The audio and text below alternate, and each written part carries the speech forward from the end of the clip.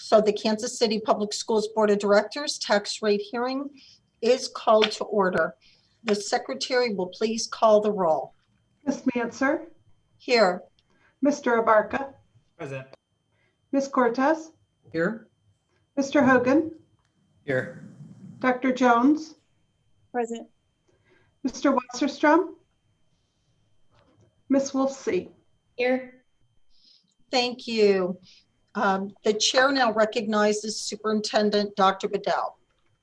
All right, so at this point, Ms. Quinley has provided the public comment, and there's a number where individuals can reach in and they can contact us and also enter a code if you want to provide a comment. Linda Quinley, I'll pass it over to you at this point. Thank you. I seem to be having a little camera trouble. That's because I had something in front of it. Let me get that fixed. Sorry about that. Good evening, Madam Chair, board members, Dr. Bedell, our administration, and then our viewing public. We are here this evening to share with you the annual tax rate hearing as required by law. So I'm just going to jump right into it. And as Dr. Bedell said, the call-in number for public has been posted in the chat. And if I could, Linda, let me just do this for people who may not see it. The number is 816-418-1000. And you would enter this code number 9787556347. Thank you. So you should see my screen at this point. I just want to confirm that that's what everybody has. Not yet. Not yet? Sorry, let me try that again. Now, do you see it? Yes. Okay, thank you. So as a reminder, per board policy DC2, or actually that's administrative policy DC2, and in compliance with Missouri statute, we're here this evening for the public tax rate hearing. Every charter county, which Kansas City Public Schools is a charter county, must set this rate by October 1st. And so we're here to get that done tonight. The statute does require one public hearing, and very important component of tax rate setting is that third bullet. The tax rate shall be calculated to produce substantially, not exactly, but substantially the same revenue as budgeted for the current year and as collected for property that was on the tax rolls in the previous year. And we'll get into a little more what that means through the hearing, but that's what we're here to accomplish this evening and are the requirements of the calculation. The levy can be set into any of these four funds at some discretion. Funds 1 and 2 are the general operations of the district. What does it cost to pay the bills, keep the lights on, provide supplies, and meet the salaries and benefit obligations of the district? Fund 3 is for debt services. That rate is set in a separate calculation and specifically relates to the amount of general obligation bonds on the books for a public school district and the needed tax rate to meet the annual principal and interest obligations. As the board members and administration know, but perhaps not all of our public, Kansas City Public Schools does not have a debt service levy because we do not currently have any general obligation bonds on the books. Fund 4, as numbered by DESI, is the Capital Projects Fund and can have a voluntary portion of the calculated levy placed into that fund to support capital projects. Again, Kansas City Public Schools does not transfer any revenues from property taxes directly into Capital Projects Fund via the levy. And the reason that we do not do that is because it would reduce the revenues that our charter counterparts within the boundaries receive. A few important components of what kind of information is needed in order to determine and calculate the rate. First of all, thank you to staff in our budgeting department, Ms. Thompson and Ms. Sarmiento, who work on the actual forms and paperwork required to submit to the state auditor's office. Public entities who set a public tax rate in Missouri do it under a very strict and similar form that is provided by the state auditor's office. So the calculation is not ours and is not adjustable in any way. It is simply what the state auditor requires. The components that are important are, of course, to know the assessed valuation. And I use the word increase on there, but actually this year we have a decrease. So that really should say the total assessed valuation and the change in assessed valuation from prior year.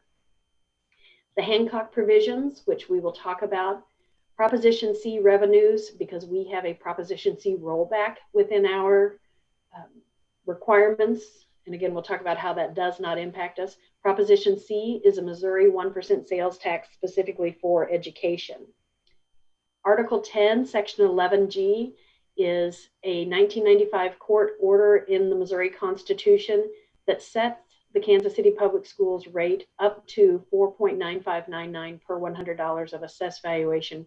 And that relates to the final settlement component of the desegregation order for Kansas City back in the late 90s or late 80s, early 90s. And then finally is that amount of debt in the event that there's a debt service levy needed to be calculated. So as we look through these components, I'm going to get a few of these up here. Some other things that are important: new construction and improvement.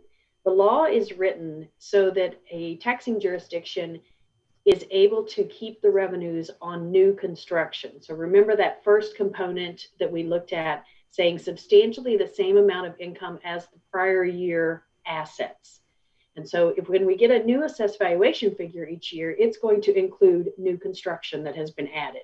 So you get to back that out before you calculate the rate in order to make sure that you're really getting the change in value on the assets that were on the books a year ago. Reassessment occurs every other year. Last year was a reassessment year. This year is not.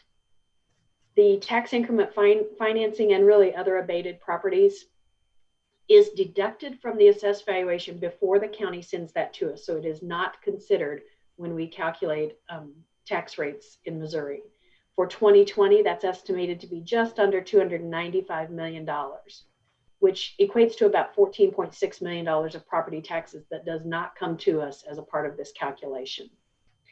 Under the Hancock Amendment, there's a set of 3 rules when you determine each year whether how much your rate can go up or down. We're allowed to have growth in revenues on, again, the value of the property that was on the books a year ago, and it can be the lesser of the actual increase in assessed valuation, which for us this year is a net decrease when we back out that new construction component, or consumer price index, or a statutory maximum of 5%. So since we have the lesser of those 3s that would be allowable in the calculation, the permitted growth this year would be 0 in the calculation. And it's important to note that even this negative 7.1433 is going to continue to decrease because the Board of Equalization is still completing appeals work on 2019 and now 2020 properties. So let's look at some math to see how the numbers come into play. The final assessed valuation last year was just over $4 billion. And the September 1st figure provided by the county is $3.7 billion. The difference in those being a decrease of $267.5 million, or 6.6848%. So we know that decrease largely is a result of a number of appeals that happened last year, and again, that are still in play. And this is real and personal property. So personal property is your homes, or I'm sorry, your autos, boats, campers, those kinds of things. And this includes all of that. Then we take this decrease and we back out of it the amount of new construction, because again, we get to keep the revenue on all of last year's assets in the calculation. This is a really low number for new construction. I just wanted to note that the county has let all of the taxing jurisdictions know that the preliminary assessed valuation information, the September 1st number, there is an error inside the new construction number, and that this is not the final number. We can tell by looking at it that it's not. That will not impact us because of the fact that Article 10 changes how we calculate our tax rate, but it will impact other taxing jurisdictions. So in the end, we have a net decrease in last year's properties of $286 million roughly, which is that 7.1433% that we looked at. Oops. Sorry. I went the wrong direction. I wanted to make a note down here at the bottom of that 11 million, of this 18 million of new construction, 11 million of that comes from personal property, meaning only 7 million would be new construction on real property. So again, we just know that number is not accurate at this point, but it will not harm our calculation because of our special status. There are a lot of numbers on this page, and it can be a little bit overwhelming, but there's also a pretty important story, and so I want to kind of quickly walk you through it. You see across the top here, we have the 2 prior years, 2018-19, 2019-20, and the current year based on these assessed valuations. So real property is broken out in the required 3 categories. You see those there: residential, agriculture, and commercial. These numbers in parentheses right behind that descriptor tells you at what percentage of market value these properties are assessed. So homes are assessed at a lesser rate of market value than commercial is. You see over here in column 4 where it says change 19 to 20, the dollar amount of decrease for real property. Then you see the percentage to the right, the dollar amount of decrease for commercial property, and that percentage to the right. It is, the 3-year history gives us an interesting look, and because of the appeals and the process that occurs after reassessment year, I think it's important this year to look at 2018-19 as compared to 19-20. So what you see is that residential real estate went down by that $85 million in year 1, and that includes new construction. So we want to keep that in mind. But if you look across between 18 and 20, you're going to see really a lesser change because this reassessment year plays a funny impact in there. Total assessed valuation, we see right here in the middle of the page, the decrease of $267 million. And then again, you get to see the change over the last few years. The TIF values, very interestingly, they're not included above, but they are 33 million more this year is than the 2018 amount. So we see this anomaly in the reassessment year, some corrections, and then some additional properties most likely going on to the rolls. When we get into the bottom of this page, this is the meat of the calculation itself. Again, the state auditor tells us how to make these calculations. You can see that the calculated voter authorized rate, or what our allowable ceiling would be, decreased last year with the reassessment because the way the rules are written, as assessed valuation goes up, the rate tends to go down, and when the assessed valuation goes down, the rate goes back up in a normal calculation. This year, our rate is allowed to go up 21.66 cents because of this decrease we have up above in assessed valuation. We have a Proposition C rollback calculation that we'll look at in just a second. It would go down, meaning we'd get to keep more of those monies, and we'll talk about why in a minute. So that our net rate would really be this 2.90 less this 28 cents in a traditional system that everyone but Kansas City Public Schools lives under in the state of Missouri. But because of that Article 10, Section 11G that says we can assess up to this 4.9599, each year we go in and we say, how much do we add to that calculated rate to get to the allowable rate? And you can see that went down this year by 19 cents to the $2.33, meaning that we earned a little more up above, basically. Proposition C, revenues, and that statutory rollback. It is the 1 cent sales tax in Missouri, as I indicated.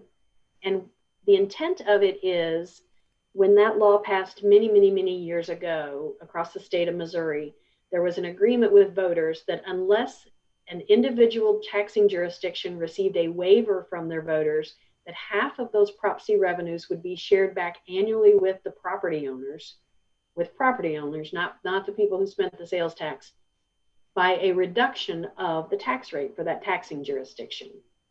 We do not have a waiver. And so under a traditional calculation, this is something we would be required to do annually and decrease our rate in order to make that share back.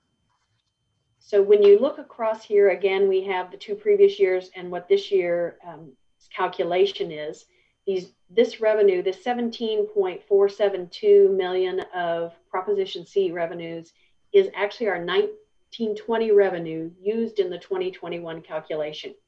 Similarly to assessed valuation, you see we have a decrease here of $632,000. And that's simply because of a variety of economic factors last year, largely the pandemic, that reduced sales tax across the state of Missouri. So remember, we're obligated to roll back and share half of that, which would be $316,000. There are some adjustments in the calculation and that we do as a part of the form that actually turns that negative 316 into a positive $161,000. When you divide that into the assessed valuation, that tells us that in the calculation, we would reduce our Prop C rollback by 2 cents. Now, we don't do this because of Article 10, but it's a part of the calculation that is important for everyone to understand that if we were living under the Hancock Amendment, like every other taxing jurisdictions, this would be a component of it. So what does this mean to our homeowners, this change in assessed valuation? And every home is different because, of course, the value is different, but a house that was worth $100,000 last year and assessed at that 19% would have paid $942 in property taxes for every $100,000 of value. This year, because our home properties went down by 4.88%, or in this case, $4,880 of our $100,000 valuation, their assessed valuation decreases, and therefore their tax amount decreases. So $46 average savings this year per $100,000 of residential real estate. The other component of looking at this is, what do our revenues look like? Because remember, the law says similar revenues to the prior year based on those assets and equal to the budget. So as we look at these two columns, 1920 and 2021, we see a significant decrease in what the gross revenues would be because of the assessed valuation went down. Then we make some assumptions around what is unbillable. And unbillable means we have to make an annual assumption around what might be appealed or adjusted in some fashion, and thus would reduce what's really truly billable. We're waiting to get the final figure for last year, which we know will be really significantly more than that. And we've made an assumption here of 3.26%, similar to what we experienced in 2018. Probably a fairly conservative estimate because we know there are still some appeals outstanding. There are actually just under 2,000 2019 appeals still outstanding for Kansas City Public Schools and 400 appeals from 2020 that we know are out there to be dealt with. Then the next component is the collection rate. And the collection rate moves every year. It's actually the net number based on which property tax bills are paid on time and are current. Our 2018-19 was 96.42%. Right now, it looks like 1920 is going to be somewhere around 86%. And so in this scenario, if we assume 92.5%, which is not quite as good as 18-19, but definitely better than last year, as many of these appeals have resolved, that reduces our collectible. Then we pay 1.71% fees to the county assessor and collector, and that is to cover their costs related to assessment and collection. And our net projected numbers then put last year's revenues, which are yet not final, and this year's estimate when we use this 92.5% at each roughly $163 million. Just a slide to show you some information on the area levies as we prepare to set ours tonight. Really important to note, this one excludes debt service. And then we have a few folks where you see these asterisks who this is their last year rate because they, like us, don't yet have theirs completed. We do sit second in this one when debt service is excluded, I'm sorry. One important note is that we spend roughly $9 million a year on principal and interest that in most cases would have a debt service levy behind it, but ours ends up coming out of the operating levy. So let's take a look at the operating levy component, which is really a more equitable look at what kind of revenues we have for operations. This does include the debt service levy. Ms. Quinley, 1 second, I'm sorry. I know that we have a couple more slides and I want to create an opening for any public who might have called into that number. I'm not sure who we might have. So I just want to make that comment, not to stop you too much. Yep. But we just have this and one more slide. And so you'll note here that we fall all the way next to last at our 4.9599. So within our community, our levy is low in total, but at the max allowable in the calculation and under Article 10. And so with that, we do propose that we have a flat levy placed in the incidental fund, transferred to the teacher's fund at the end of the year as needed to balance that fund. And that would be 4.9599. and I'm not sure who facilitates, whether there are any public, but before we get there, I know I'll have to take a motion to open the floor. I think Mr. Abarca, as board treasurer, wanted to make a couple of comments first. Thank you, Madam Chair. I just wanted to say kudos to Linda Quinley and her entire team for putting us in this great position that we're in. Last year's conversation around this time was very challenging for many of us, given the circumstances around the property tax increases. But we appropriately maintained our levy to prepare for any changes, dramatic changes that we anticipated from the appeals process. And as Ms. Quinley and her team expected, we saw a dramatic decrease in the dollars, and thus maintaining our levy put us in a good position to prepare for COVID response. So kudos to her team for that. The other elements that I want to quickly just bring attention towards was that component around the levy and us not having a levy in some 50 plus years. And that is critical to maintain the infrastructure of our buildings and other support financially that we can give to our students directly in the classrooms. The other element that I'm sure Dr. Bedell would probably speak on as well is this TIF, the way that we operate TIFs in this city and the impact it has to our budget negatively, right? Taking dollars directly out of classrooms and away from kids and putting it into the hands of wealthy developers. So just want to draw your attention there, but want to give time for the public to make comments as well. Thank you so much for those educational comments. I think those really set an important context for us. So thank you, Mr. Abarca. At this time, it would be in order to have a motion to open the floor for public.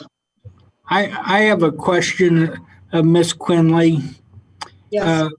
I've asked Patty Manser, our president, 3 times to try to elucidate the interplay between the capital levy and the amount of money that Kansas City Public Schools retains vis-a-vis the charters. Just listening to the comment, you confirm what I thought was what I heard earlier when we were studying the budget, that if we set aside money in a capital budget, that reduces the amount of money we have to pay to charters. I'm more interested in taking care of the kids in Kansas City Public Schools. That's our primary charge. We hear that we need $500 million to make up for 30 years of neglecting ongoing maintenance of the buildings.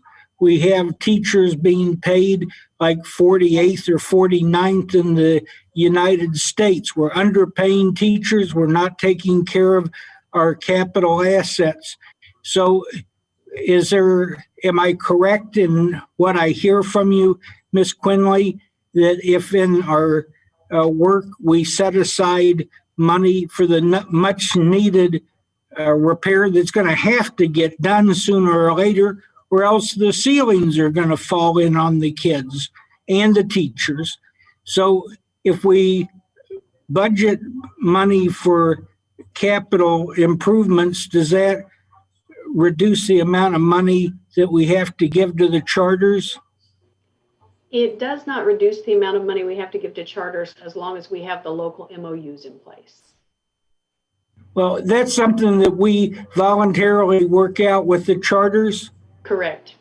So, but we have the right to say it's our money and we need it because we need to repair the buildings and we need to pay teachers a fair salary.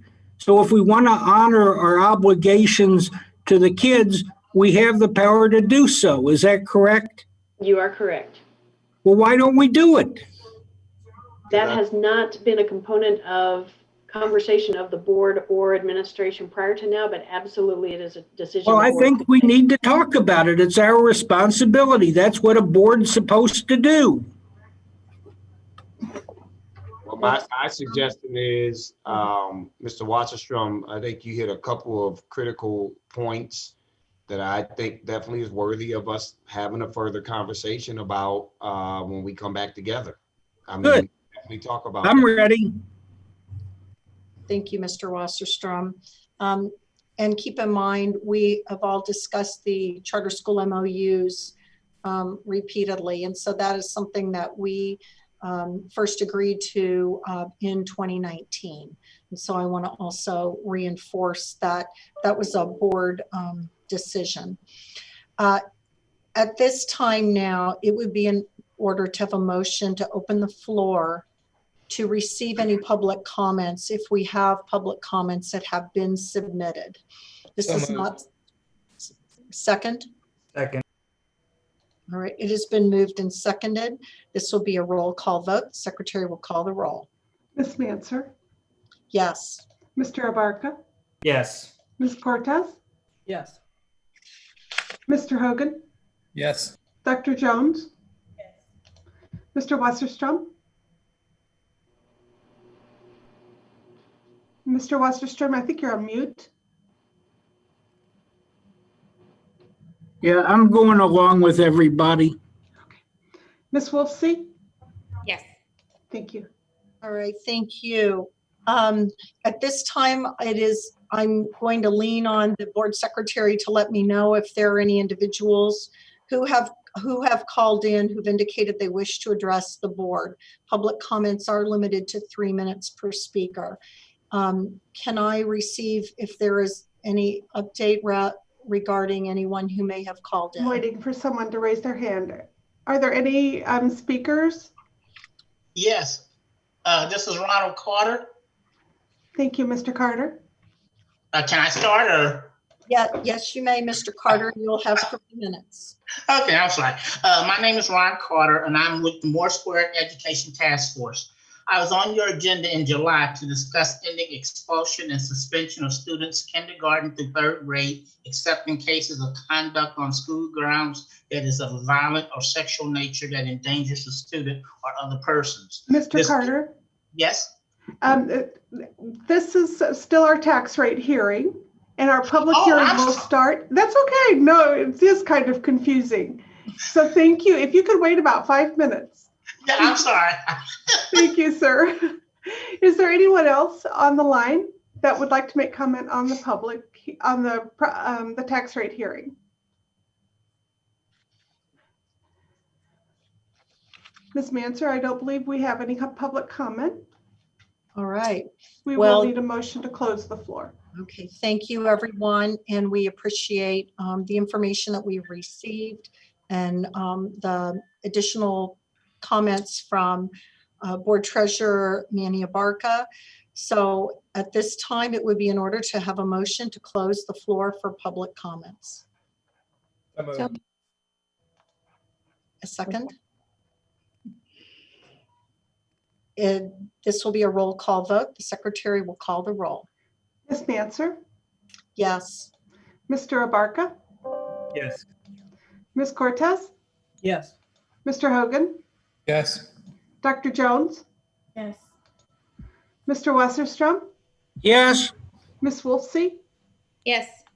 Thank you. So the tax rate hearing is adjourned. The general session of the Board of Directors will now begin. I am just conferring with the board secretary. We remain on this line, correct? Yes, ma'am, that is correct. All right, so welcome everyone. The regular meeting of the Kansas City Public Schools Board of Directors of September 23rd is now called to order. The secretary will call the roll. Ms. Manser, Yes, Mr. Abarca, present. Sorry. Ms. Cortez, Yes. Mr. Hogan, Yes. Dr. Jones, Yes. Mr. Wasserstrom, yes, Ms. Wolfsey. Thank you. It would be in order to receive a motion to the agenda for this evening. So moved. Second. It has been moved and seconded. Is there any discussion on the motion? Hearing none, this will be a roll call vote. The secretary will call the roll. Ms. Manser, Yes. Mr. Abarca, Yes. Ms. Cortez, Yes. Mr. Hogan, Yes. Dr. Jones, Yes. Mr. Wasserstrom, yes. Ms. Wolfsey. Yes. Thank you. Thank you. The first item on our agenda is the Board of Directors report, and we will have our public comment. We have one individual who, maybe there's two actually, or there are two individuals who have indicated that they wish to address the board this evening. Public comments are limited to 3 minutes per speaker. And so the chair now recognizes Mr. Ron Carter of Moore Square. Welcome, Mr. Carter. This is your opportunity to speak.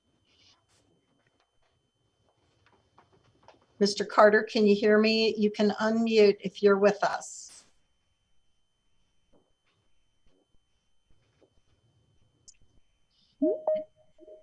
All right, maybe we will. What? Here I am. Can you hear me now? Yes, we hear you. Thank you. Go ahead. Okay, so sorry about the confusion the first time. Anyway, my name is Ron Carter, and I'm with the Moore Square Education Task Force.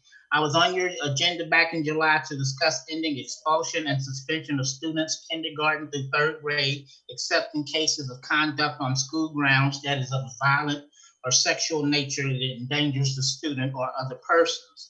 This evening, I just want to give you some additional information regarding this issue. Again, we acknowledge that due to COVID-19 at this time, this issue may not be a high priority. However, once in-classroom training resumes, we encourage this board to give substantial time and consideration to this issue. We also want to acknowledge the fact that due to your leadership and guidance, the district has started this school year very well with less drama than expected, and we commend you for that. The purpose of Kansas City Public Schools is to provide a quality education that prepares all of our students, regardless of background or circumstances, for success in college, career, and life. We will produce scholars who are high-achieving critical thinkers, prepared to succeed in a constantly changing world and engaged in the improvement of their communities. Goal 1, success in the early years. Every student will receive the social, emotional, cognitive, health, and community support necessary to be successful by the end of grade 3. The previous two statements come from the district website, and I believe they express the common goal we all have. Research shows suspension and expulsion can have a negative impact on young children and their families. Children of color are disproportionately impacted by suspension and expulsion. One of the most commonly cited statistics from the U.S. Department of Education's Office of Civil Rights report found that Black children make up 18% of preschool enrollment, but 48% of preschool children suspended more than once. To be clear, research and data show that removing children from school and keeping them away from an educational environment can be very harmful. We sent the packet of information prepared by a member of our task force to go along with this presentation. The packet gives information on several states and cities that have banned expulsions and suspensions at least through kindergarten through 3rd grade. Please take the time to read it, and especially the information regarding the Chicago School District. A common thread in this research is that banning expulsions and suspensions are a critical step in improving aspects of childhood education, but it is just a step. Other steps include reworking of disciplinary policies and practices, including the introduction of restorative practices and comprehensive social emotional learning programs, requiring teachers and school leaders to be trained in cultural competency skills. Teachers and school leaders must be given clarity on the proper behavioral expectations for 4 to 7-year-olds. Develop and implement trauma-sensitive schools that provide early screenings and use wraparound services and support such as early childhood mental health consultation and better referral systems that benefit our children and families as well as teachers. The Kansas City School District is already doing many of these things. Better disciplinary practices, instituting restorative practices in some of the schools, more training on classroom management for teachers, developing trauma-informed schools, and expanded mental health services in the most disadvantaged schools in the district. We are well on the way to providing a quality education that prepares all of our students, regardless of background and circumstances, for success in college, career, and life. But we still need to end expulsion and suspensions of students in the district. Stopping them for children in kindergarten is a good start. Thank you very much, Mr. Carter. I appreciate your remarks and thank you for joining us this evening. We have on our list a second individual. I want to check and see if Ms. Laura Bowers has joined us this evening. I know that Ms. Bowers had requested an opportunity to speak, but she may not be with us at this time. Do not see Ms. Bowers on the call. All right, thank you. Thank you for those who sign up to join us for the public comment.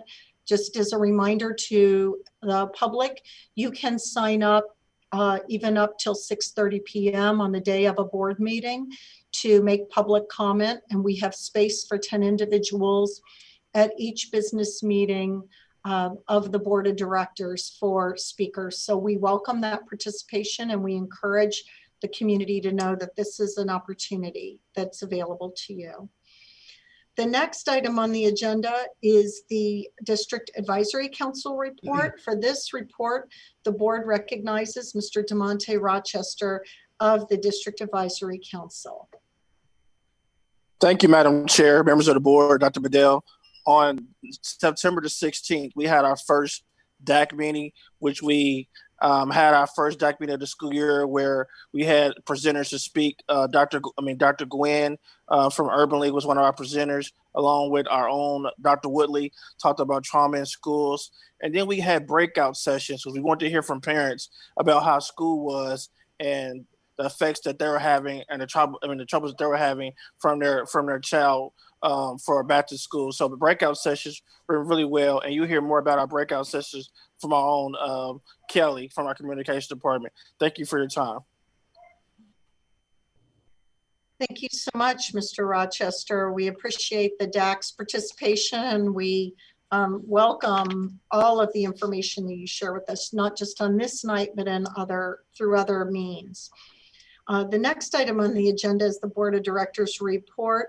For the presentation of the Revenue and Expenditure Report, the Chair recognizes Board Treasurer Manny Abarca. Thank you, Chair Mansur. And looks like we've got our report up. So I want to go ahead and toggle to the second page. And as we do that, I wanted to remind everyone that for this month's report, we're focusing on the full fiscal year to date report of income and expenditures compared to the prior year. So this will help the board keep track of the public's cash flow. So quarterly, we will provide a review compared to budget as well as the prior year, but wanted to reflect that this might be a little bit of a change from our normal process. So first off, these are the fund summaries for our three primary funds. teacher and incidental operating capitals projects, and child nutrition. You can see in row 4 that it shows us that revenue under expenditures for the month of July and August are 3.3 million greater than last year. Roughly half of that comes from less revenues received this year as compared to last year, and the other half comes from higher expenditures from COVID-19. As we look at the next couple slides, we'll start with slide number 3. Local revenues column here reminds us that the local revenue comes in mostly at the mid-year point. So this is not a uncommon slide for us to look at here as we evaluate how our dollars are coming in. As we look at slide 4, that should also reflect a very similar comparison here. To date, our revenues and investments, earnings and gifts are trending behind last year, although are on target for budget. Investment earnings difference is a maturity of July of 2019. That would be Kitty, my dog. And with the total earnings from the investment recorded at that time. So moving on to slide 5. County and state revenues are a small component of our overall operating budget. However, also trend to be collected closer to the midpoint and later in our fiscal year. To date, the major difference comparing this year to last year is reduced transportation revenues due to the reduced expense over the spring and summer months due to COVID. Moving on to slide 6. For our federal revenues and total revenues, the major difference here is a decrease in federal funding for school lunch and breakfast as compared to last year. This is directly reflective of decreased services for July summer school and the start of the school year as compared to last year, obviously due to COVID-19. Moving on to the 7th slide. For our salaries and benefits, generally these two lines are right in line with prior year at this time, with the exception of employees insurance. This is due to a simple difference in the timing of billing from the carrier this year versus last. Moving on to slide 8. For this one and slide 9, purchase services, this category is $920,000 higher this year as compared to last year due to the first line of purchased instructional services, which relates to the adaptations to new curriculum and virtual learning in response to COVID-19. Throughout these 2 pages, you're seeing savings in many areas related to the budget reduced to our lack of being in person because of COVID. Specifically, we see the substitutes, water, travel, electric areas that are being reduced here.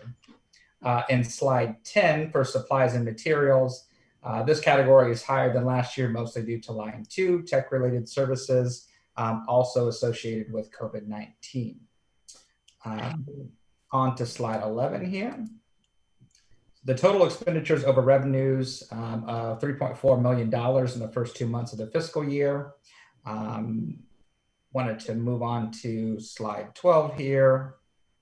Cash and investments show that we have investments maturing on pay dates from now to mid-January when current year property taxes start coming in. Again, evidence of our need for reserve balances. And I believe we have a couple more slides that we added here that I think Ms. Quinley was going to help us with first, and then I was going to add a little color to at the end. Thank you, Mr. Lorca. We did, at the request of our board leadership, drop in an additional slide this month showing the implications to revenues and expenditures of COVID-19. That very first line just shows that this board did adopt a budget with roughly $1.6 million expenditures over revenues, bringing in a little less than we intend to spend. June and July, the state had some withholdings, and the net effect compared to budget is roughly another 1.5 million. And the next several lines through there show you that we've had some additional resources and expenditures that were needed related to COVID and how the board stepped up to those for us in many cases. The most important line is the very bottom where you see that should we be able to apply for some DESI grants that are available and receive them, that we still expect to spend $7 million more this year in revenues versus expenditures. Looking at budget, we will have some savings, as Mr. Abarca indicated, but we will potentially also have some decreased revenues. And so we appreciate that $5.2 million that the board authorized last month. And you can see that that's relatively sitting exactly where we are, original budget plus that $5.2 million, should we not be able to find some additional resources.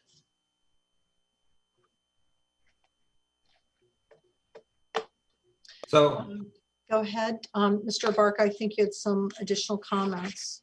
yeah, so just wanted to first start out by thanking our County Executive Frank White for bringing up a innovative equity funding model as it relates to COVID funding from the county. I know he, Jalen Anderson, Scott Burnett, several others, Crystal Williams, and many other legislators are actively working to make sure that equity is a balance when it comes to the funding of all these dollars for all of our counties and our regional partners. And know Dr. Bedell has worked with his peers to make sure that the legislature understands the importance of equitable funding as it relates to our budget, and how urban school districts have had unique challenges that are outside of our control and have caused for unique expenses that maybe some of the other districts are not facing, especially when it comes to digital inclusion. So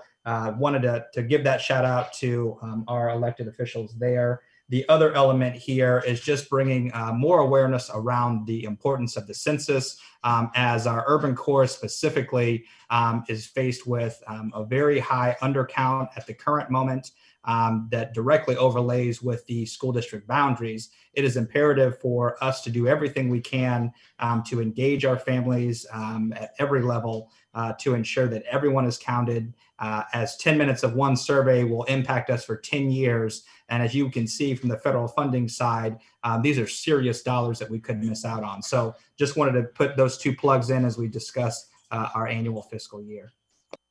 Mr. Hogan?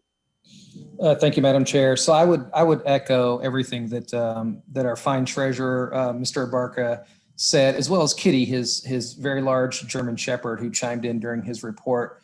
But more seriously, look, I think we tend to hear about all the things that are going wrong at the county, and the media sort of jumps on that really, really quickly. This is an opportunity for us to go encourage our political friends over at Jackson County to sort of get behind making sure that the kids who need the greatest amount of support but have the same potential as their friends in the suburbs have equitable funding. We're having to spend, as you've seen throughout our tax levy report, as well as the budget report from Mr. Abarca, that we've got a lot on the expenditure side of the house. This is an opportunity for us to recoup some of those, some of the expenditures we had specific to COVID-19. And I would encourage the legislative chair, as well as others on the county legislature, to really kind of step up and contribute in a meaningful way to the school district.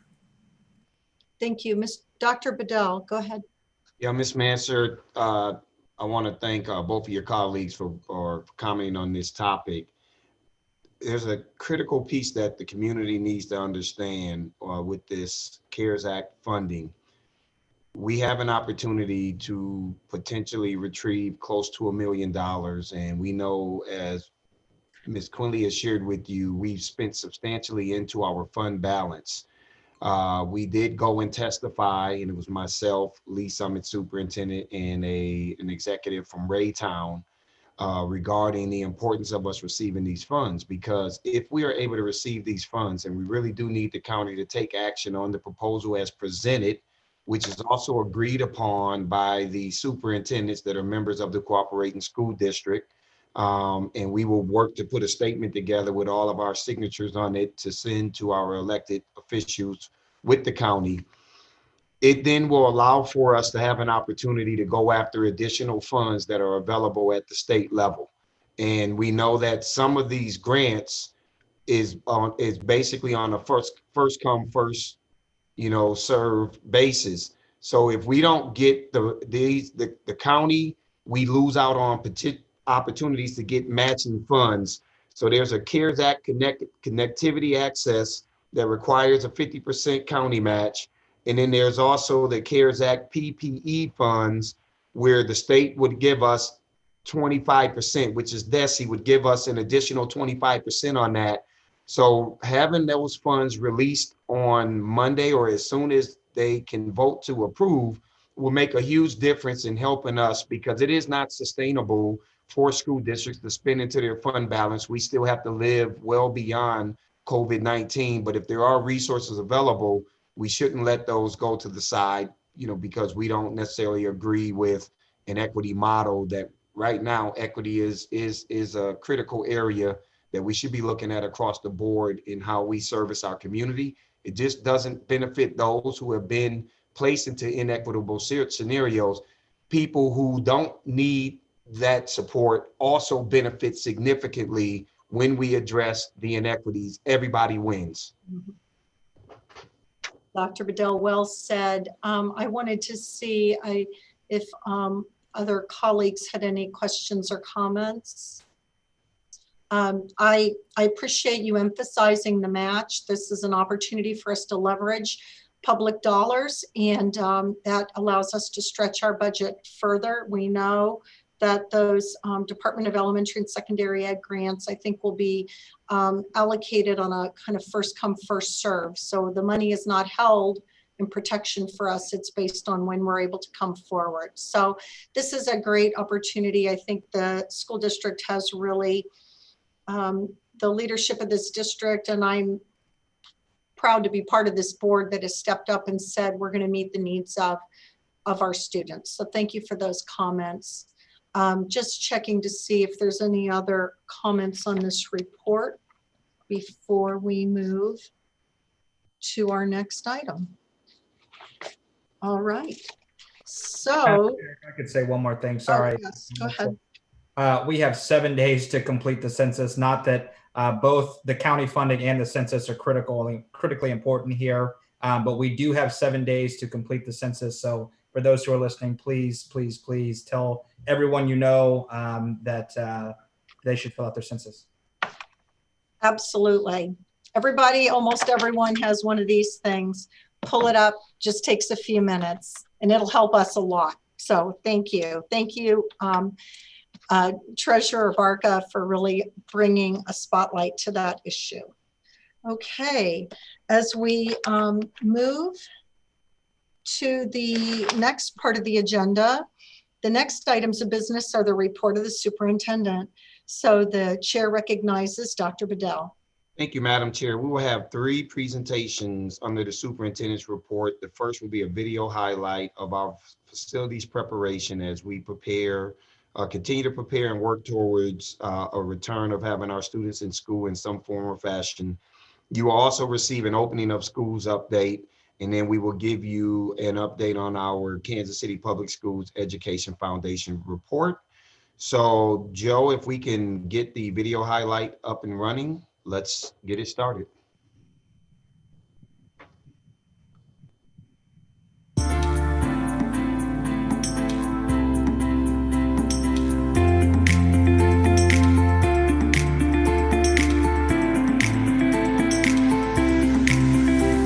Thanks to the investment approved by our board of directors, we have engaged our external environmental engineering firm to perform air and water quality testing in all of our buildings. Based on the data gathered from that testing and federal CDC recommendations, we are increasing the amount of fresh air coming into our buildings and installing higher grade filters for our heating and cooling systems that trap and capture 98% of airborne particles. In addition to our intensive and specialized cleaning efforts, we are improving indoor air and water quality and COVID-19 filtration in our schools. We will rotate those filters at a faster rate than recommended, just to be safe. We will also install continuous room air disinfection systems with HEPA filtration and UV sterilization for larger spaces that accommodate bigger crowds, such as gymnasiums and cafeterias. These systems will clean the air in those spaces 6 times per hour and use UV lighting in the chamber to kill pathogens. Hi, my name is Lizelle Oldfield, Custodial Service Director for the Kansas City Public Schools.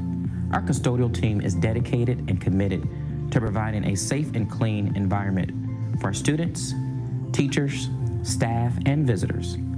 Over the past 2 months, we have spent countless hours dedicated to cleaning, sanitizing, and disinfecting all of our facilities with an approved EPA cleaner. This work included wiping down all furniture, walls, window sills, carpet extraction, stripping and waxing of hard surface floors, and deep cleaning all of our restrooms.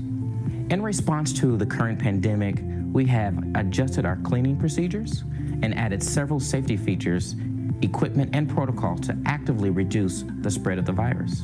We have identified the standard PPE for our district, which includes cloth face mask for every student and teacher, face shields, KN95 mask, gloves, gowns, and sneeze guards at our security, entrance, secretary's desk, and our teacher's desk. PPE is a strong defense to stop the spread of the virus, so we must be the example, make others feel safe, and protect ourselves. We have placed digital temperature tablets throughout all of our approved entrances in our facilities, signage throughout the buildings to promote social distancing, and safety tips on hand washing and how to stop the spread of germs, and hand sanitizer stations in every classroom and common areas. When it comes to sanitizing and disinfecting our facilities, our custodial team in each facility will be sanitizing routinely throughout the day using an EPA-listed approved product. This will be wiping down and sanitizing touchpoint surfaces and routinely checking and sanitizing restrooms. This will be on a schedule of at least 4 times a day, specific to the building needs throughout the day based on the needs of the operation. In the classroom and other areas, the school staff will have hand sanitizer and spray bottles with a cleaner/sanitizer on hand to wipe down the desk and other areas as needed throughout the day. We will provide the chemicals to teachers along with the cleaning tools. At the end of the day, when the building is unoccupied, the custodial team will do a thorough sanitization of all areas used during the day. On Wednesdays, deep cleaning will take place along with thorough sanitizing, disinfecting of all furniture, walls, restrooms, carpets, windows, etc. All of our custodial work will be done in accordance with the CDC guidelines. Our custodial team is dedicated to ensuring a safe learning environment for the students and staff. We are taking all of these steps in order to follow through on our promise to do everything possible to protect the health and wellness of our students, families, staff, and neighbors. Your well-being is our top priority, no matter what. All right, so as you can see, the school district is will be extremely prepared as we work to get our plans to eventually bring students back to our schools. And I know there'll be some components in here that I will provide you all some further updates. I may not have to spend as much time because the video has pretty much covered what I was going to cover later.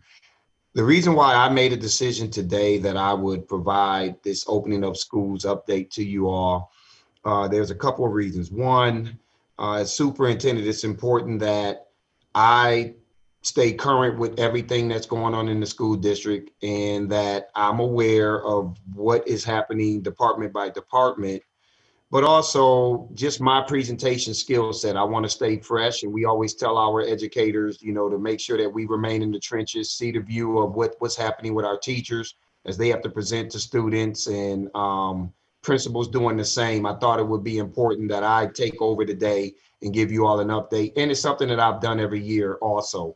So just a few items here. I did go out and visit a number of schools over the first couple of weeks of school, had an opportunity to talk to principals, teachers, custodians, some of our additional employees in the system. And the only thing I can tell you is I've been extremely impressed with the work that's taken place at our schools, the teachers and the dedication that they've been able to display, and also having a deeper understanding of their frustrations. Like, this has not been perfect. And while our school district may have not landed on the news for anything major, we still got a lot of opening of school issues that we're dealing with just like everybody else. And it would be no different than when we look at school buses and trying to get the routes right and making sure we're picking up kids.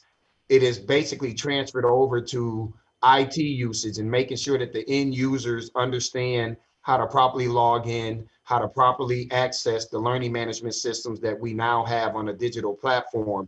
But the other thing that I want to share with everybody is that it's important for people to know that as superintendent, I have encouraged everybody to operate with a high level of patience and understanding and a level of grace.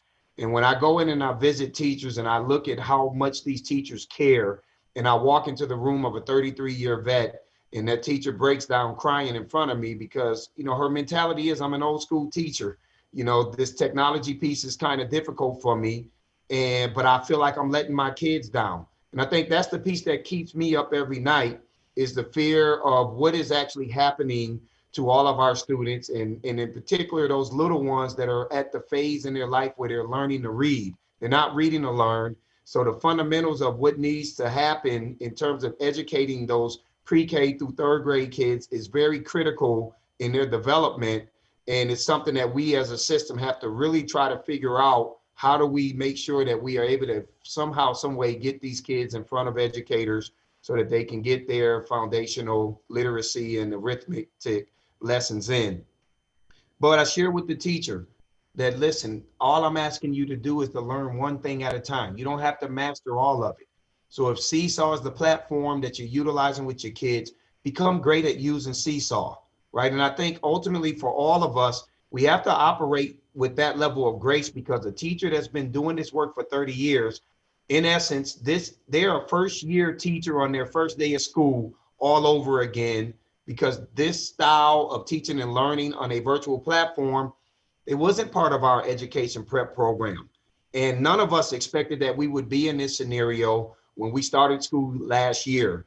And so as we think about the opening of schools, attendance, we are not able to take attendance in the format that we've been able to take it in. Joe, is there are there slides that go up for this part? Thank you. So as you look here, and I'll just tell you to just move on and click as we go. DESI's not calculating proportional attendance rates. And so for people who don't understand that, let me make sure that I educate you properly. PAR is based on the percent of kids that are in school. We used to have a 90-90 percentage where they're in school 90% of the time every day, and then they're in their classes 90% of the time. They've now changed that to where they look at average daily attendance along with the kids being in school, that 90% component. And that's how you get your proportional attendance rates. That is how the state calculates points for our accreditation purposes. The other one is APR, I mean, not APR, but ADA, which is not here, which is average daily attendance. That is how the district gets its funding. And so what DESI is saying at this point is that they're going to focus on average daily attendance. Are kids checking in? Do we have a system that assures that we know that students are logging in, they're getting their work done, and then the state will then ultimately calculate how the school district will receive its funding based on ADA. So it means that we have to create a system that allows for us to track student engagement of online learning. And we know that this is something that our board had significant concern about, given the fact that earlier in the year, we knew that we ran into a lot of trouble with students checking in during the months of April and May. And so we have a system now. Our teachers are required to take attendance once a day. Secondary teachers are required to take attendance for each class period. Next slide.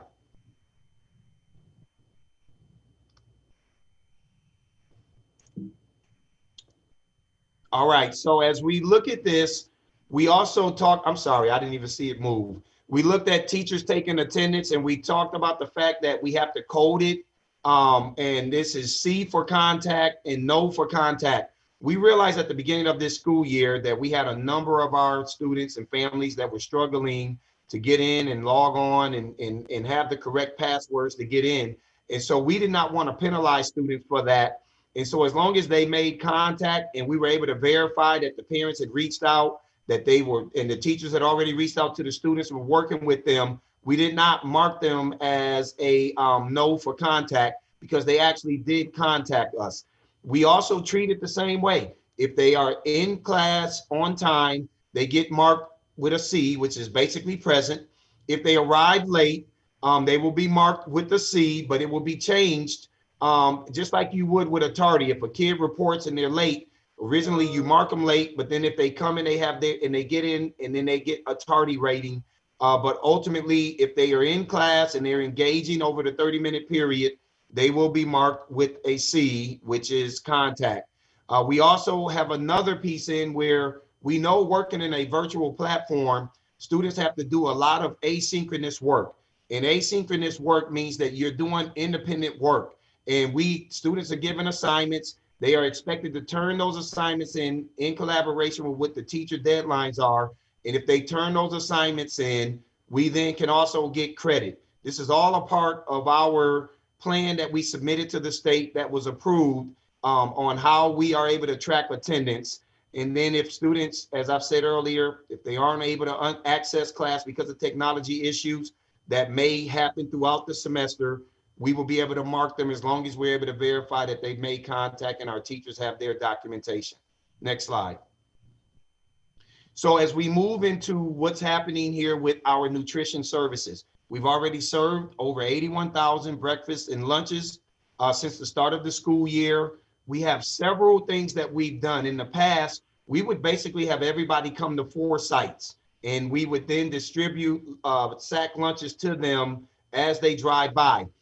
We've now learned from that and realized that this is an opportunity for us to move into the community and to provide more support directly in our neighborhoods. So we have a couple of things that we do. We have our community partner meal drop-offs. It's our KCPS drop-off, and it's meals on the go. We also have KCPS meals on the bus, and this is where we utilize our transportation company to staff it with 2 of our food services employees, and they go directly into the community, and we serve meals at allotted times where families can come and they can walk within distance of their homes to get meals.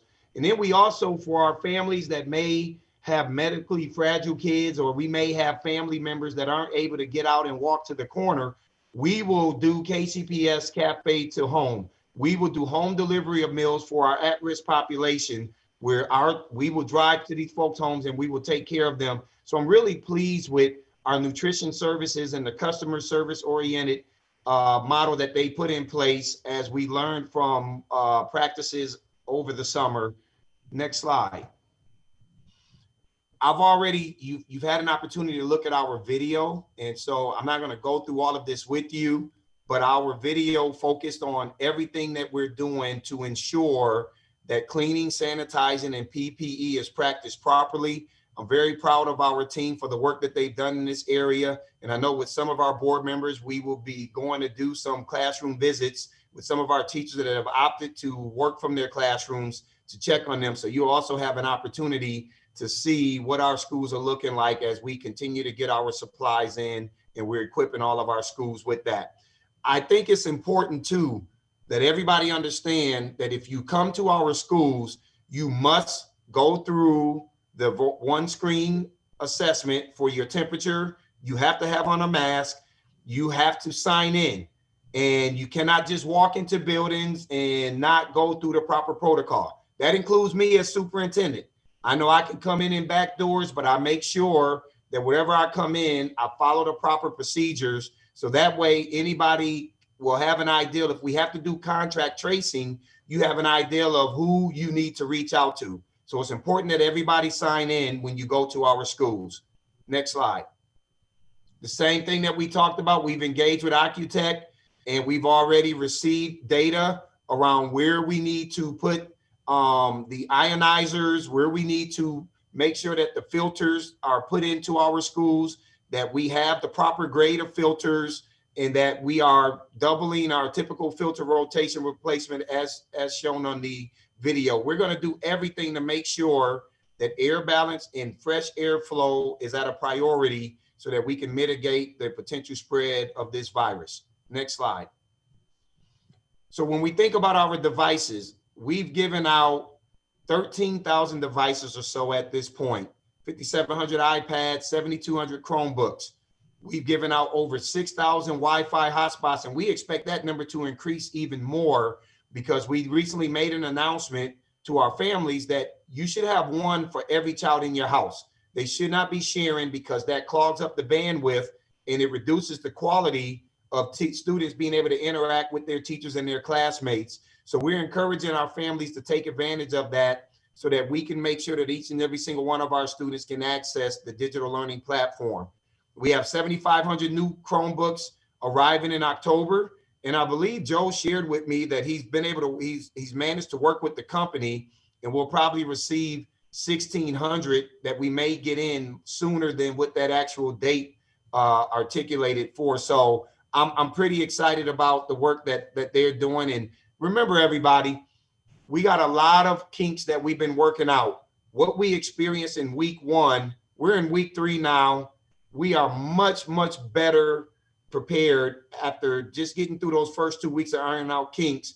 So our call list with people calling and putting in tickets for orders to have issues solved as it pertains to IT is significantly reduced.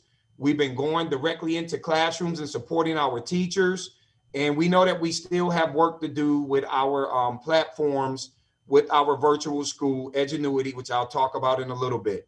So as you look at the work that we've done from a technology standpoint, we've had 40 start of school projects, 50 software integrations have already successfully been completed. People have been trained on Microsoft Teams and Google Meet for virtual meetings. We're utilizing Seesaw and Google Classroom as our learning management systems, Edgenuity and Odyssey-ware for our Kansas City Virtual Academy.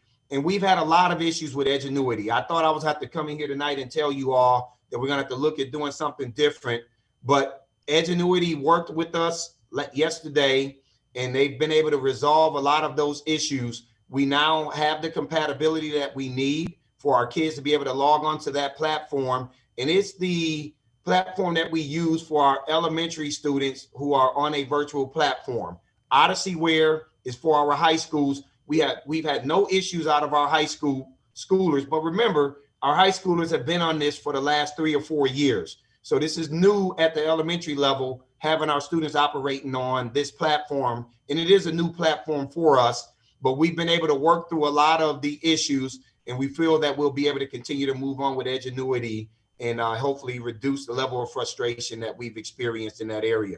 We've installed one screen interactive flat panels in all of our K through 8th grade classrooms. And then we're going to do it next year for our classrooms in our high schools.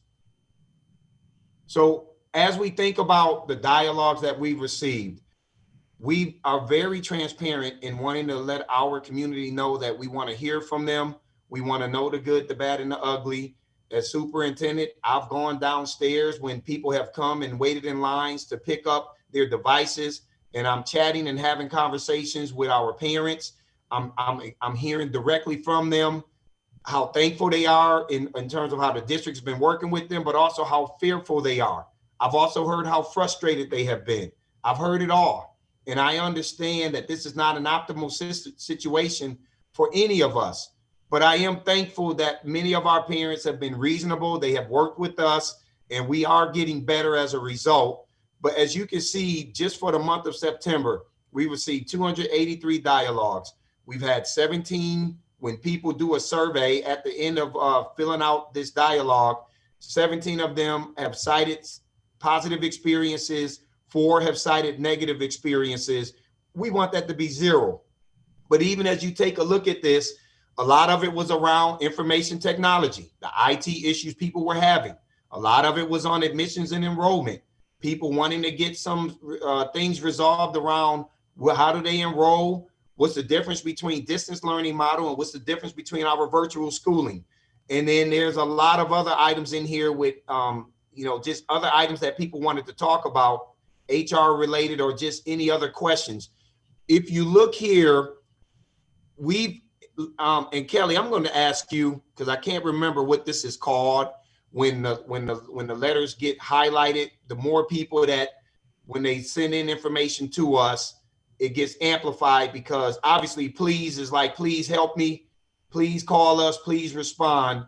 But Kelly, what does this represent when you look at the size of these letters in terms of importance for the folks in the community when they reach out to us?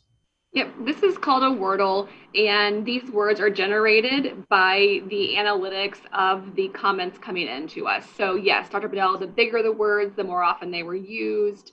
The smaller the words, the less often they were used. So one of the things we talked about is please.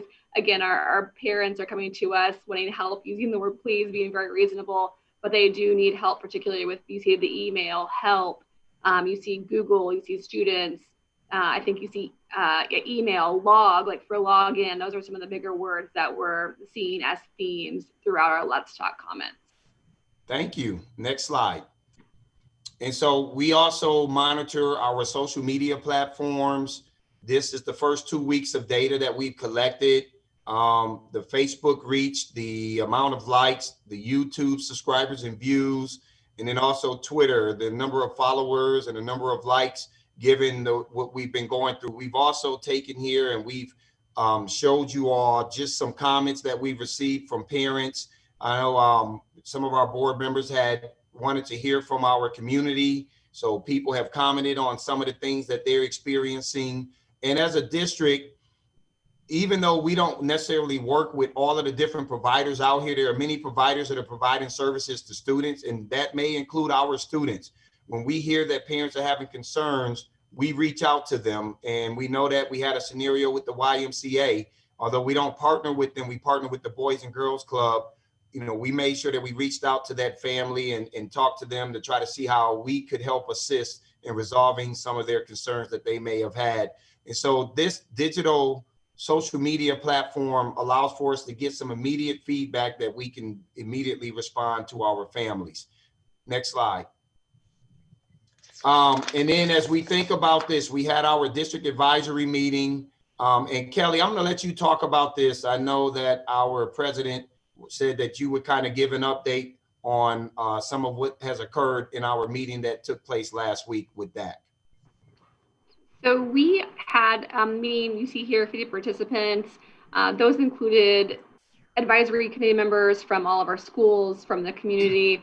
And one of the things that we were really intentional about doing during that meeting was having breakout sessions in which we could get feedback from those participants. We spent a good 45 minutes in those breakout sessions asking pointed questions about their thoughts on how the school year had started as parents or as community members. So one of the things that we heard in those comments, you've heard some consistent themes through Dr. Bedell's presentation so far, but working through technology issues, getting used to platforms, different apps, you know, Seesaw, Clever, Google, what do all the platforms mean to parents and students, you know, the younger students, as Dr. Bedell alluded to, just having a hard time kindergarten, first, second grades, making sure that we have a balance of time online and working on items without our teachers.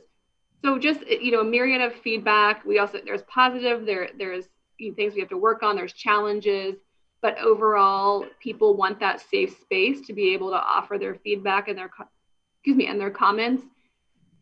I would say, you know, overall, again, people have been very patient, very reasonable with their expectations, and we appreciate the feedback and appreciate that grace through which people are allowing us to operate. Other things on that list, Dr. Bedell, that you think are important to add that you kind of picked out from that feedback? We had about 3 pages of feedback that we gathered and took notes on. Those are just general themes that we saw. But anything else you want to highlight from that, Dr. Bedell? No, I appreciate you all making sure that we are engaging our parents and guardians, and that they do have a voice in how we're responding during times like this. So thank you. All right, next slide.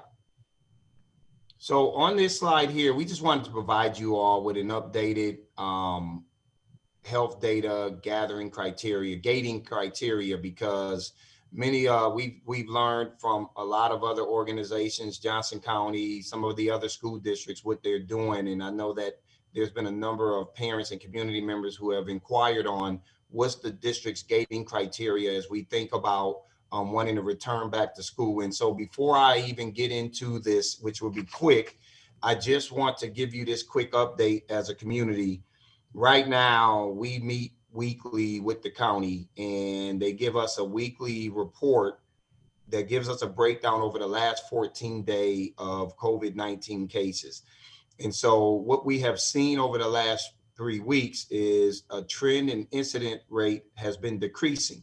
But just because it's decreasing doesn't mean that we are out of the red zone. we are still in the red zone here inside of our boundaries, and in particular in Jackson County. We know that when you look at the dates of September 6th through September 19th, which is the last 14 days, we have had 12.4% of persons tested have tested positive.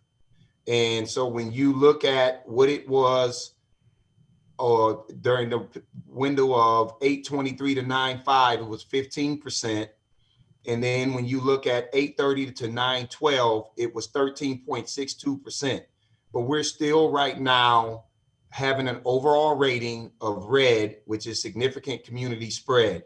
And so when you look at this gating criteria, where the district resides right now here on the far right is we are 100% remote, either distant learning or on our virtual schooling platform. And that represents cases that are at 12% or more as you continue to get testing data from our health officials. So ultimately that results in us for our kids in pre-K through 3 to have to be in a virtual platform, remote only. Grades 4 through 8, you will see the same. And our high schoolers, you will see the same. If you look at the red area, and that's where we are right now, a previous 14 days show of 12% or less positive tests, and we look at it steady or decreasing new cases. Right now, we have not gotten to a point where we can feel comfortable that we are ready to move to a hybrid model following all safety guidelines for pre-K through 3. But as the numbers continue to decrease, the district is working on a plan right now around a timeline of what a potential hybrid return would look like and what that phase-in process will consist of. And so we are in the process now of outlining that. We are in the process of beginning to have conversations with our union president. We've already started talking to our building principals. We will talk to our educators and other stakeholders, and we will engage our community on a tentative opportunity of when we would want to start back. I have said to my staff, I think anything later than November 9th is going to be very difficult because we know we're heading into Thanksgiving and then we'll be heading into the holiday break. And so I think we have to plan to have a target date of November 9th or earlier if the data dictates that we are able to move into a hybrid model. When we do move into that hybrid model, as we shared with you all a month ago, it will be based on the phase-in process. We will phase in pre-K through 3, and you see the asterisk, that represents some of our special needs students, such as ELL, maybe some of our medically fragile kids that may need to be in front of a certified teacher, but all of that will be done in conjunction with the health department. It will be in conjunction with our union and all of our stakeholders so that we make the right decisions. I like to make this comparison, everybody. It's a matter of life and death on two fronts. I, as a superintendent, have to make sure that I'm protecting the faculty and staff because we know that this is a vicious virus that has taken over 200,000 lives in this country. I also know that it's a matter of life and death for our students because the more that our students aren't able to make contact, there's a social and emotional aspect of their development that we're missing out on when they're not able to be in school with their peers or to be around the teachers that I know dearly care about them. But also, if kids are not able to learn at this phase when they are in their most critical developmental years, our parents aren't certified reading teachers. They don't know how to do that. They're just not trained. And there's a pedagogical piece to that we have to take into account. And so I say it's a matter of life and death also for our students, because if they fall further behind, we know what track they end up falling in. And as a superintendent, I got to make a decision that's going to take care of both of those. It's unlikely that we're able to bring back a number of our kids, and we will continue to monitor. When we move into yellow, it becomes a lot easier for us to look at an in-person model. And then you can begin to look at it for your pre-K through 3 kids, because we know the data right now is suggesting that those students are not the ones that are transmitting this virus. And it, honestly, from what I'm learning with the Council for Great City Schools, we're hearing more and more that it's more so adults passing it to adults rather than kids passing it to adults. So a lot of this is around all of the PPE things that we have to have in place to make sure that adults are protected, even if we are able to come back and have in person with all of our pre-K through 3. We will look at a hybrid model for grades 4 through 8. And what the hybrid model looks like is that kids will have to be with groups of students on a given day. It could be on a Monday and a Thursday, or a Tuesday and a Friday. And Wednesday is a day that we are dedicating for deep cleaning, and it will be 100% virtual. But we're working through those logistics. Like, I'm not here to tell everybody that everything is figured out, because we have a lot of engagement to do. Many districts are looking at starting to bring kids back sometime in October, but I also know a number of districts that are looking at waiting to the end of that first grading cycle. And so you get through the first 9 weeks, that's towards the end of October or November 9th, which is what some districts are also looking at, which is why that number is critical. But that means too, for our parents, that kids would still only be in school 2 days. In 3 days, they will be learning remotely. So it's a reality that we're dealing with right now, because there's no way the district will be able to bring 100% of kids back at this point, given the state of where we are. And then if you go to green, where you look at 5% or less positive testing, that will allow for us to move more towards in-person across the board. And who knows when we'll ever get to that point. But I do want our community to know that we have a gating criteria. We will get this posted. We're also working on creating a COVID-19 data dashboard that will provide you with data in terms of cases that we're having. We won't put out names, but we will give you the number of cases that we're experiencing here as a district with personnel, the number of cases as students, as they are tested, that we will provide that information. We will be very transparent with this community as we try to move forward with making the most informed decision that will protect both entities. So, Madam Chair, I will open it up for questions, and this is where many of my team members will chime in to answer any of our questions that board members may have, if I can. Thank you, Dr. Bedell. This has been an important discussion, and I know one that the community's been waiting for. At this time, I will open it up for questions.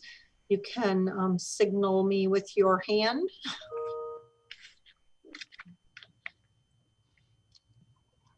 Maybe I'm good. Mr. Barker, you just messed that up. I really thought I did something tonight. Go ahead. Bedell, you are good. So let's not digress by acknowledging and accepting that mistruth.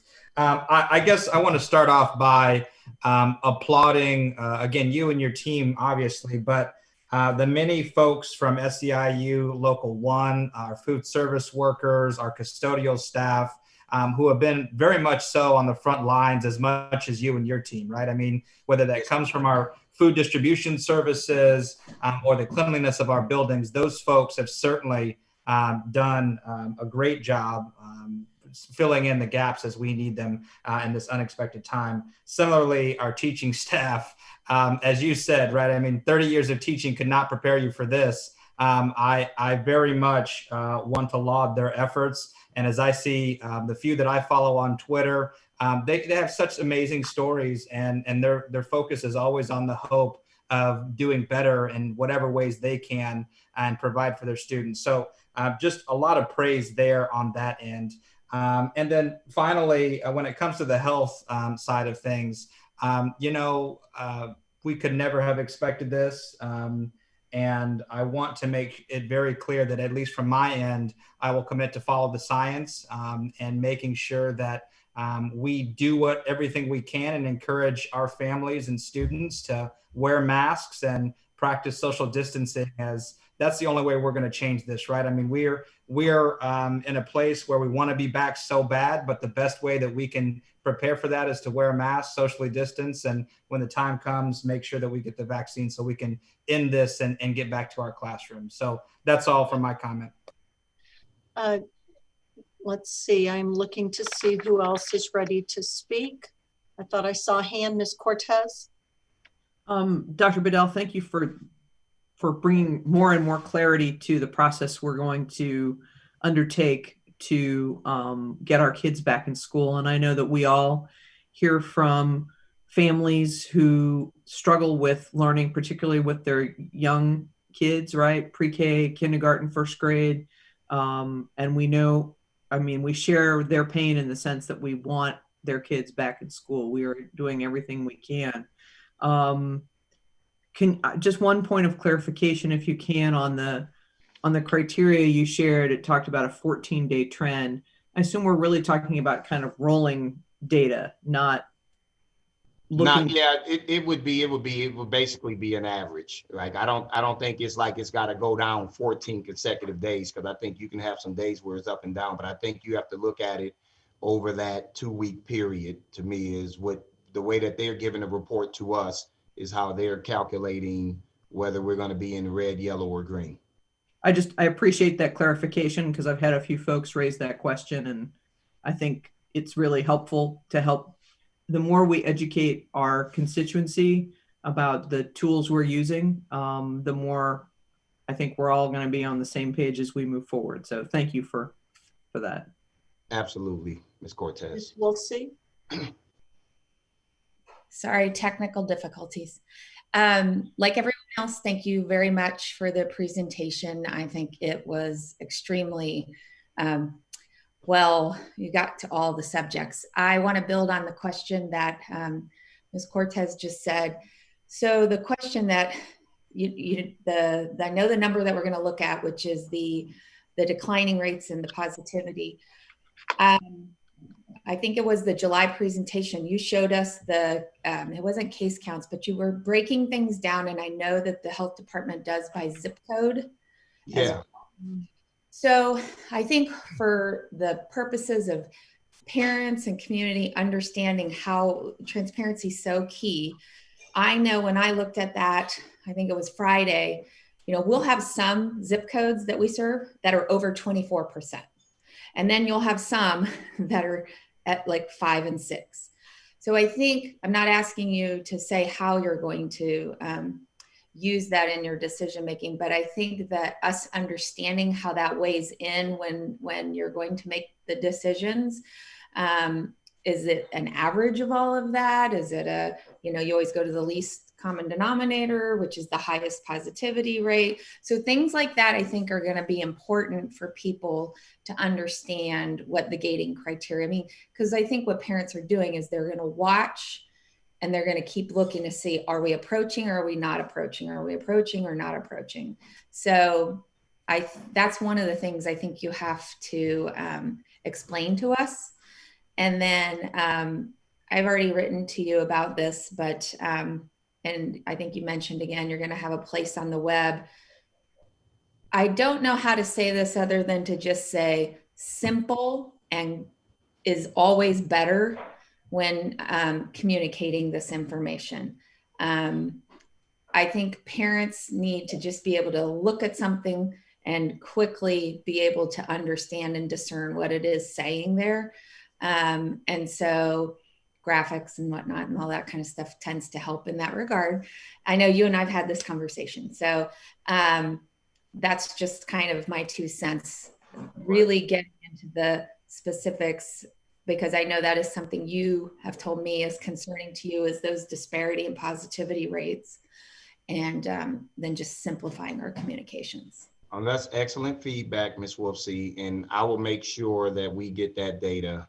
Because I do agree with you. We talk a lot about how bad it's been in the 3rd and 5th district, and I think it's important for us to specifically pinpoint those zip codes across the different geographical areas that reside within our boundaries. So we will work on that. Thank you. And we are working on the data dashboard, and the goal is to make it as simple as possible. Simplicity, I agree, will take us much further. And so we will make sure that we take that into account as we're building this out.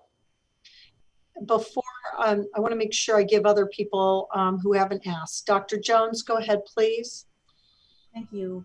So I wanted to just echo what everyone stated, and even some of the parts of the report about how the experience since the first week, I've seen sort of those, gradual improvements the way the teachers have really worked, speaking for my own kids, the way I've seen them really working and prompting people to get online. And from what I have heard from other parents, there is a difference between, this past week and the first. So thank you for that. I do wonder, and I hope this doesn't overlap too much of what Jennifer was stating, but I'm wondering if you all have found any types of communication that seem to have a better impact with parents. So I think about, like, in my own world, I've experienced a lot of people who were confused about, well, when was the pickup moved from the neighborhood school to the district office, and then where they supposed to be, where we kind of at this week with pickups or questions about tech. And so just thinking, I don't know if you guys find that, like, the phone stuff on the phone is effective, so you can only write in short statements on the text.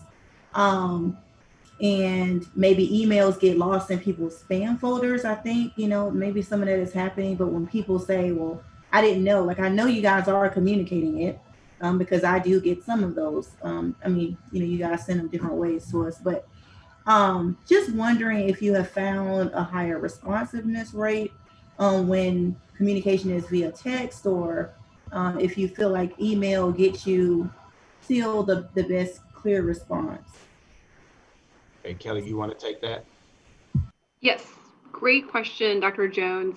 And I'm going to give you an example of a Saturday of Labor Day weekend that we were working to distribute kind of that last chunk of devices. And so that day we instituted a text and a phone call to those remaining folks who hadn't come to pick up their devices yet. And we got, I don't know if Joe would tell me, but a good rate of return for people kind of coming down to the BOE on that Saturday to pick up, just based on that very much targeted text and phone call.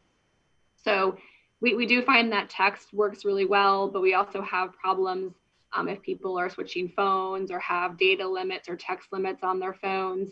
Email tends to be our best documented contact and way to reach our families. So we do email on a weekly, every Thursday we get an email out to our families with latest updates and stories. So between email and text and the voice, which we are very cognizant of not using and overusing, we do have good contacts. We cross promote with our social media, with our media outlets who are trying to deliver the same messages that we're delivering in our district. I think one of the things that we have to work on that is a challenge for us is maintaining correct contact information for our families, and then also ensuring that, like you said, they're not being ignored or they're not going to spam or some of their email filters. And one of the ways that we work around that is with our principals is having more individualized or personal contacts. As you know, in our previous report, we had principals, secretaries, and teachers call every single one of our families at some point over the summer to ensure they're going to get their device and that they were enrolled in our schools and whether it was a virtual or distance learning platform. So your challenge is noted, and it's one of our challenges on how we maintain the correct contact information as we navigate all of the platforms that we have. And Dr. Jones, go ahead. Okay, thank you, Chair. My other question, slightly different topic, just thinking about as some independent schools, many independent schools locally, as well as a lot of the charter schools have began opening up, and they're gating, either they have not adopted gating criteria that look like ours, or they have adopted different standards. I'm just wondering, how do we as a district communicate our rationale? So as some people see their their neighbors going back to school, what will be our continued communication around this and why we're making the decision we're making? That's a great question, and it's something that as we've been talking with our team, it is going to be important that people realize the number of students that we serve. In particular, you may have a charter school that may only have 200 kids rather than some of our schools that are much larger. And then it also will be dependent on, as we've said, the data in those respective communities. So I did say to my team, that's going to be a very difficult one that we have to address. If everybody else around us is in school and we say right now it's not safe, what data are we going to have to be able to support that? So that is something that we're talking about. And I mean, it is, once again, adhering to the science and making sure that the data is telling us what we need to do. We also recognize that there are things that we could do on a smaller scale that may allow for us to get some of our kids into school. So we talk a lot about, you know, a lot of people doing micro schooling. And if we know right now that there's 17% of our kids that we're struggling to get in on a daily basis, do we try to go find those kids and try to figure out how we can give them support on our campuses where we do have educators that are coming in on a daily basis that are like, hey, I want to work with kids. I mean, these are the things that we're talking through right now as a district. But I also know I don't want to be in a situation where I've said to everybody that we're going to go ahead and do it because everybody else is doing it. Like I'm just not going to operate that way. That's why, to your point, we will have to have compelling data that supports why we are either doing it or why we aren't doing it. And that's what we will stick to. And Dr. Jones, to add to that, one of the things as far as the communication standpoint, you know, you as a board are one of our first lines of discussion and kind of putting out there the conversation. As we talk to you, our principals, talk to our district advisory committee, teacher advisory groups. So this is kind of that entree into the conversation that we've carried over from July, August, and now this month. So tomorrow, as we recap our board meeting, our weekly e-news, we'll talk about the board discussed last evening, you know, criteria for reopening schools, a timeline that we're working on that. So we really want to start rolling out that this is a conversation and discussion, and we're going to be determining when it's safe to bring our kids back in that hybrid form. So again, we want to start, you know, soft rolling out that we're discussing this, and we want our kids back in person when it's safe to do so. And that's the best option for all of us, but we're going to do it safely. And we'll make sure that when we roll it out, everybody will have data to support where we are. And I love the idea of the zip code piece, because if we can get that on one of our maps, like we got that big map back here, and we can put the number of cases, and even if we could color code it, what areas are red right now, which ones aren't, I just think it really protects us in our decision making as we move through this. I have a couple of questions, but I was looking to see Mr. Hogan. Did you have questions you wanted to ask? Okay. Thank you. Dr. Bedell, a comment, and I really appreciate the gating criteria, and I appreciate the fact that you're putting that out there and that it's actually going to be made public and explained in a way that people can understand it. So I think one comment before I go to a question, I do agree that there's going to be disparities. We know that there's disparities across our community.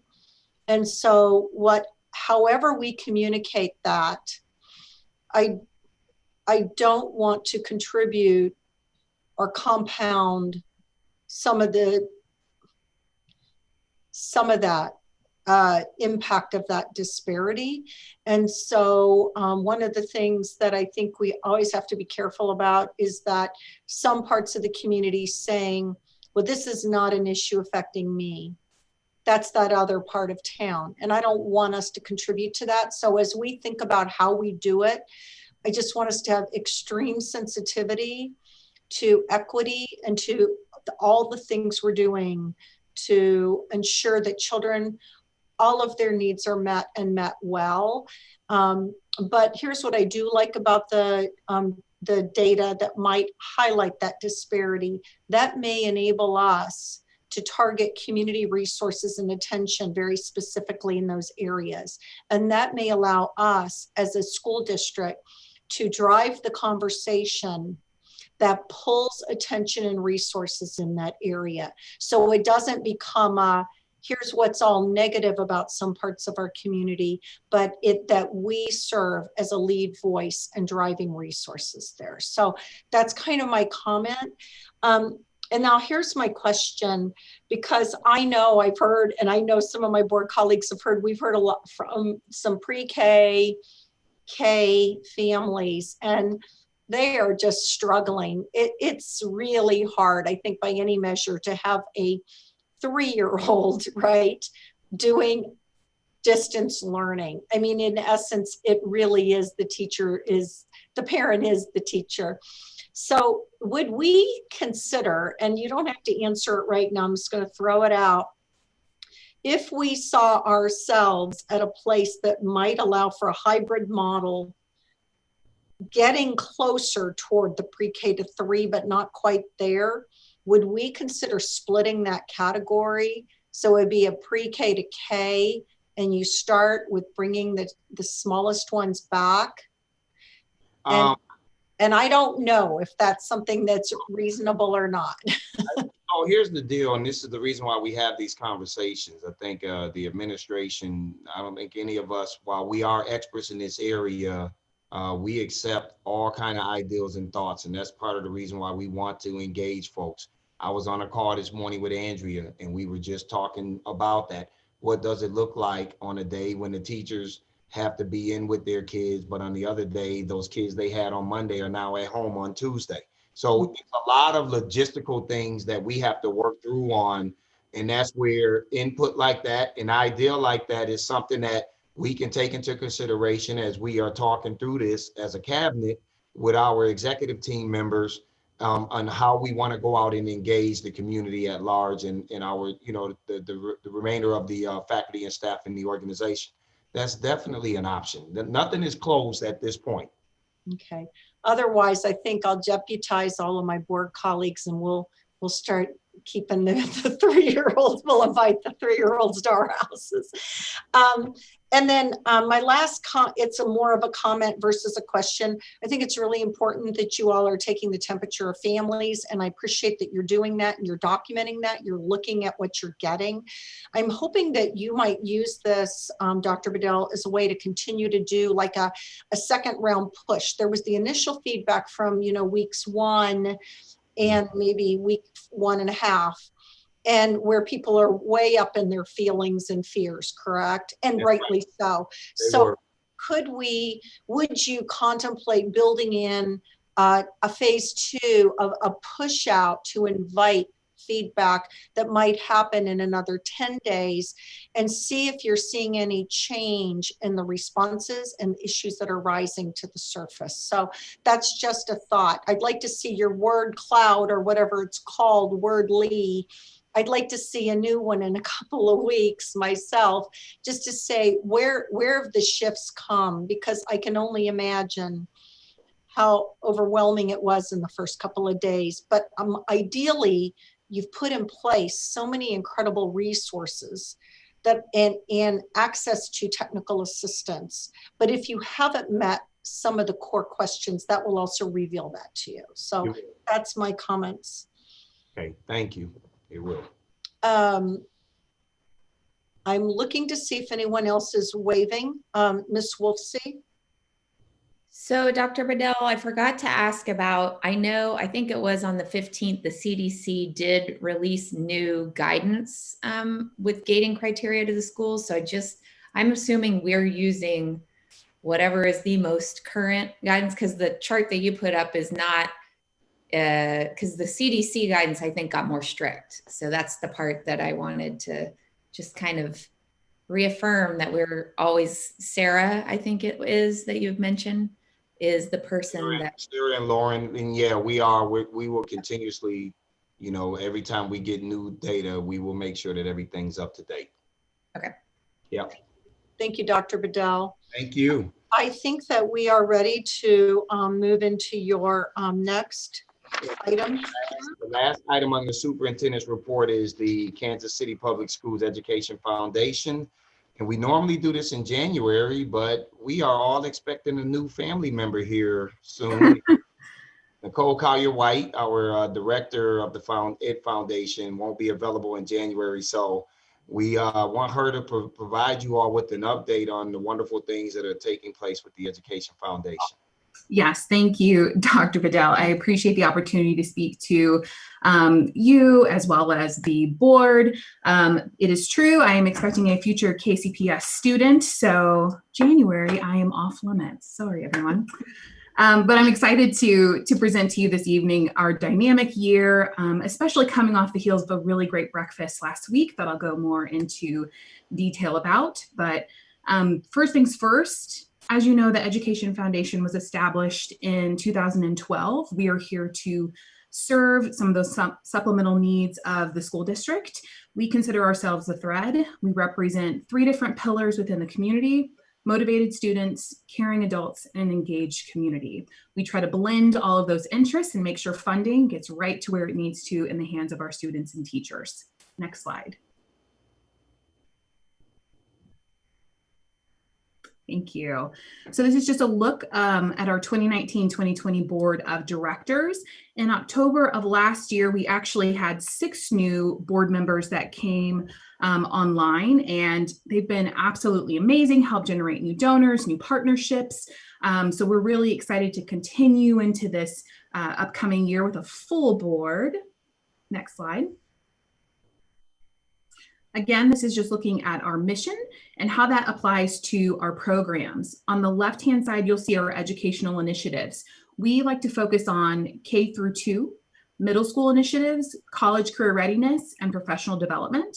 Then we have several impact programs, instructional grants to teachers. We do Teacher of the Year awards. And then, of course, we had our 5th annual Summerfest this year. Next slide.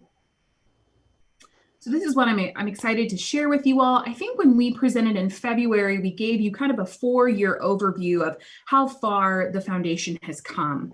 And so in 2016, when I was hired by Dr. Bedell and the board, we were generating around $14,000 a year. And since then, we've just generated higher and higher as we've built additional partnerships, as we've gotten new grant opportunities.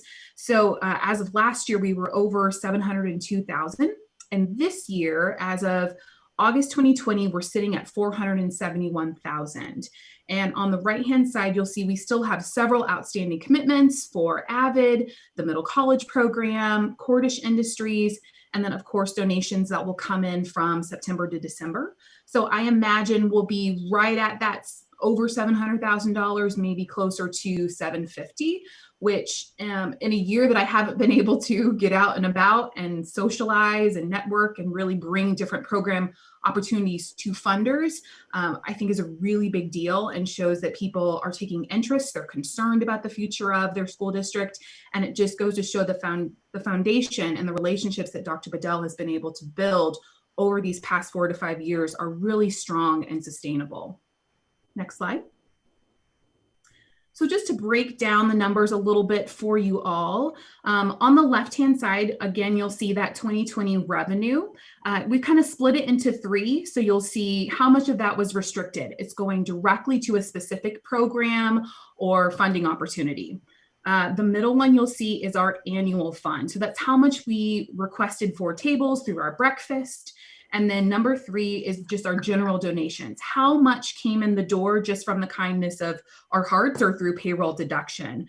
We're still really heavy in that restricted amount, which is great. That means it's going directly in the hands of teachers and in the classroom.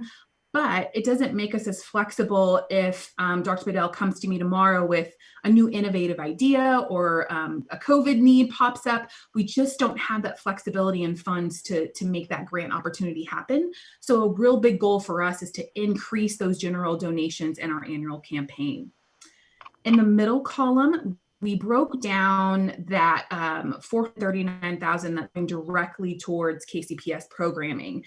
So you'll see $80,000 went to the middle college. We have about $13,000 that's going to Summerfest, $199,000 that was directly passed through the foundation to a district grant opportunity. And then we had over $125,000 directly for COVID relief, whether that was PPE, sanitation, hygiene kits, all that good stuff. And then the foundation gave out over $21,000 in our spring grant cycle. As you know, we do 2 rounds, but this year, just due to unprecedented circumstances, we only gave out the spring round.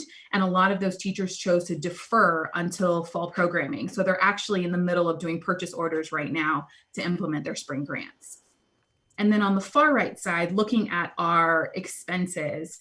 So as I mentioned, over $439,000 of our revenue this year went directly to KCPS programming, which if you look at the grand scheme of things, that's literally 99% of our revenue, which is pretty stellar to tell donors, from near and far that your money is actually going directly to teachers. We're not holding it for operations, it's going directly to you.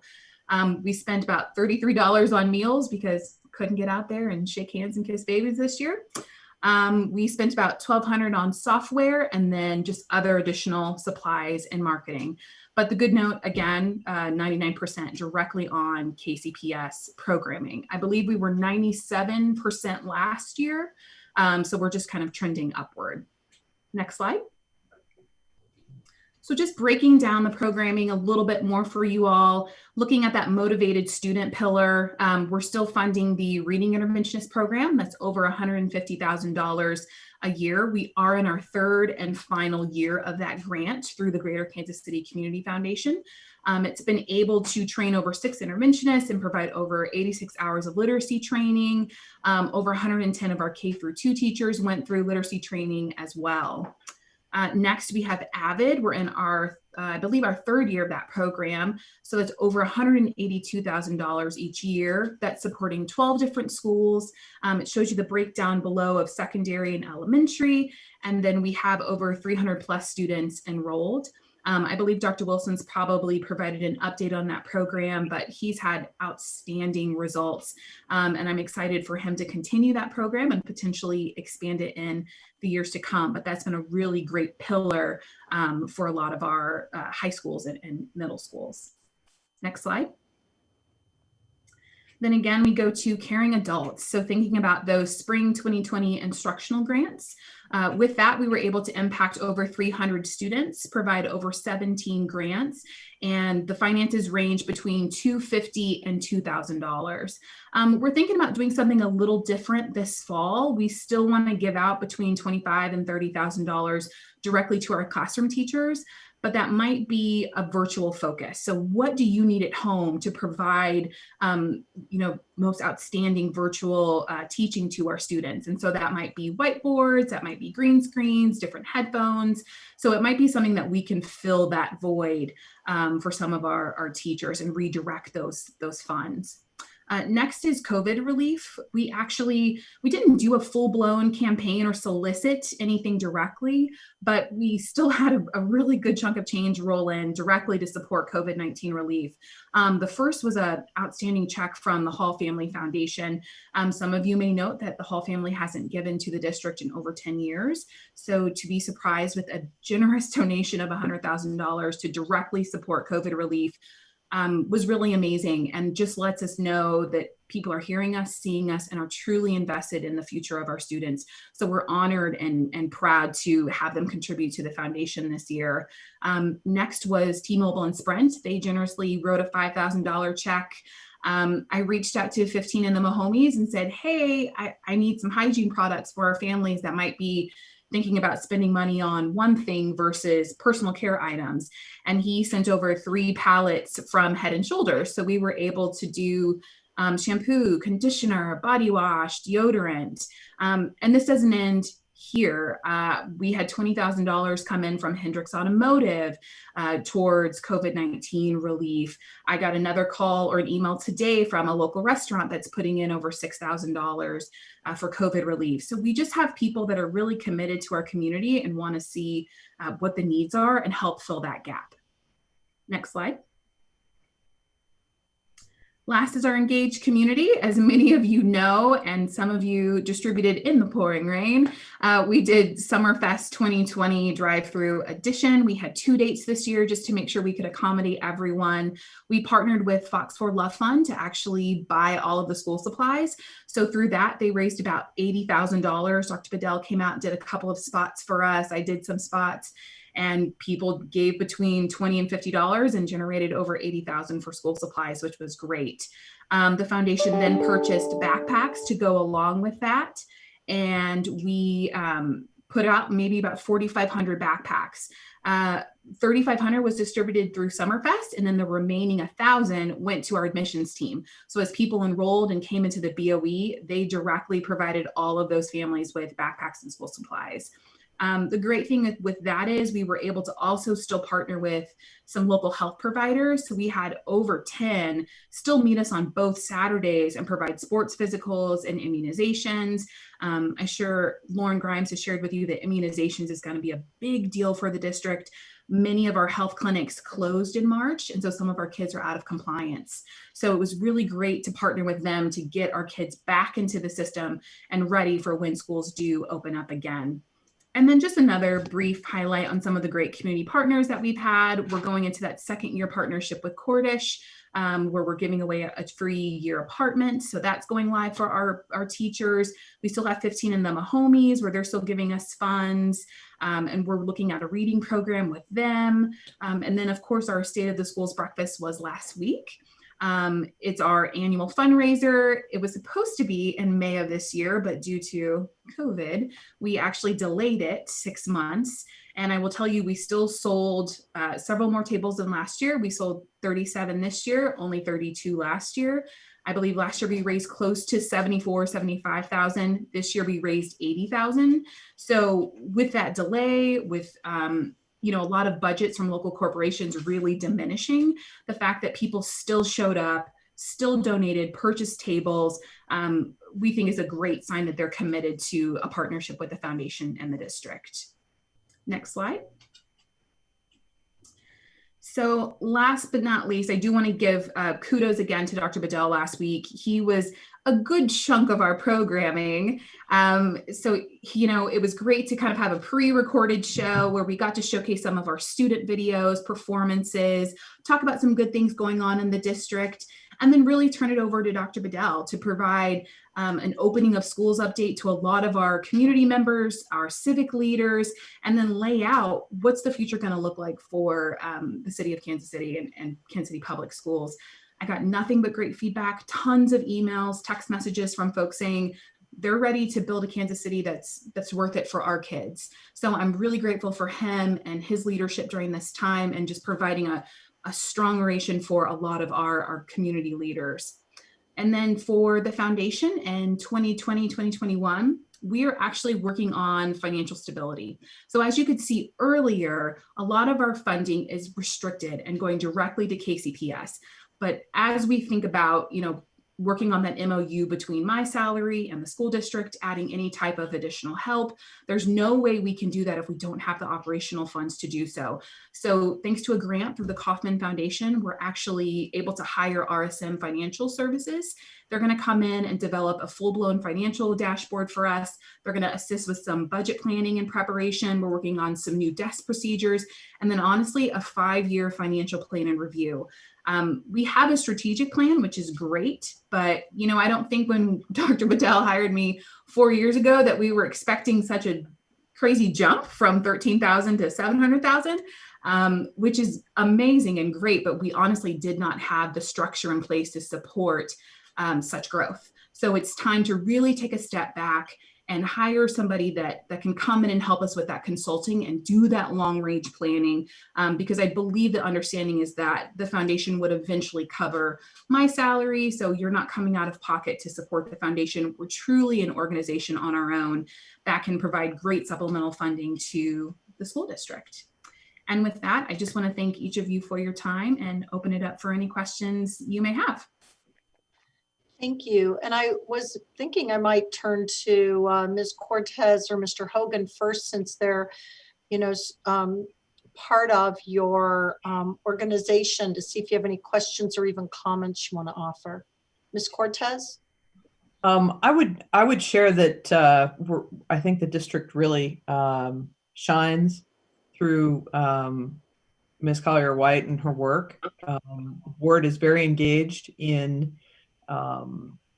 planning and executing the vision that is expressed for the foundation. And I thought the presentation for the breakfast was terrific. I've been sending on that link, and I would encourage my colleagues to find that link and send it on to anybody they know who they want to be able to easily tell the story of where we are and where we're going. And it was really well done. I think that, look, we know how important it is to share our story and to do it honestly I think that's been done so well through the foundation. So thank you. And I think, kind of with the background I have in the foundation world,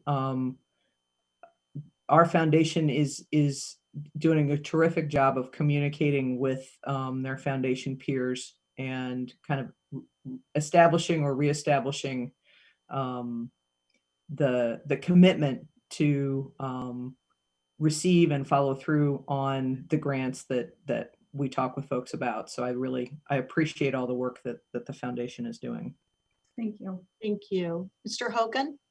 Yeah, so I I hesitate to chime in here in fear of Ms. Collier-White may call out the fact that I've been MIA at the last few Ed Foundation board meetings. But you're an active donor, so that's all that matters. I knew that was And the other thing is, I don't recall actually seeing Dr. Bedell at the breakfast, so I don't. No, but he crushed it as always. And I do need to probably write another check because Ms. Collier-White, look, I think Ms. Cortez said it really, really well, right? You are probably the perfect representation for KCPS on the foundation, and I think, and I've said it before, and I'll say it again. You're literally doing it by yourself. Not that your board isn't actively engaged and they're not supporting you and providing ideas, but you're literally the only employee for the foundation. And so, I welcome, the foundation finding ways, however creative you need to be to get some support. One of the things that stood out on your presentation, there's a couple of things actually, but one was around, the marketing spend for this year. And I don't know how that compares to last year, if that's a sort of typical year.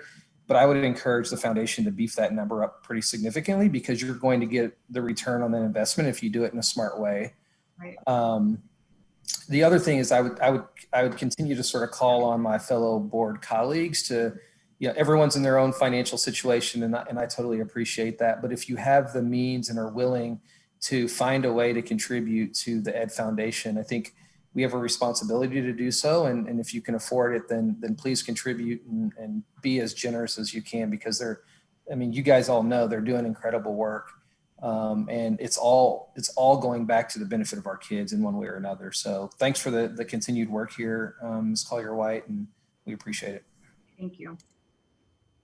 Thank you, Ms. Collier-White. Can you answer hopefully it's a basic question.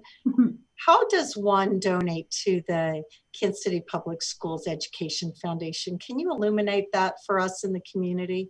That's a great question, Patty. Thank you so much for asking. There are multiple ways to do it. One is through our website. You can go to kcpsfoundation.org. There's a button that says donate.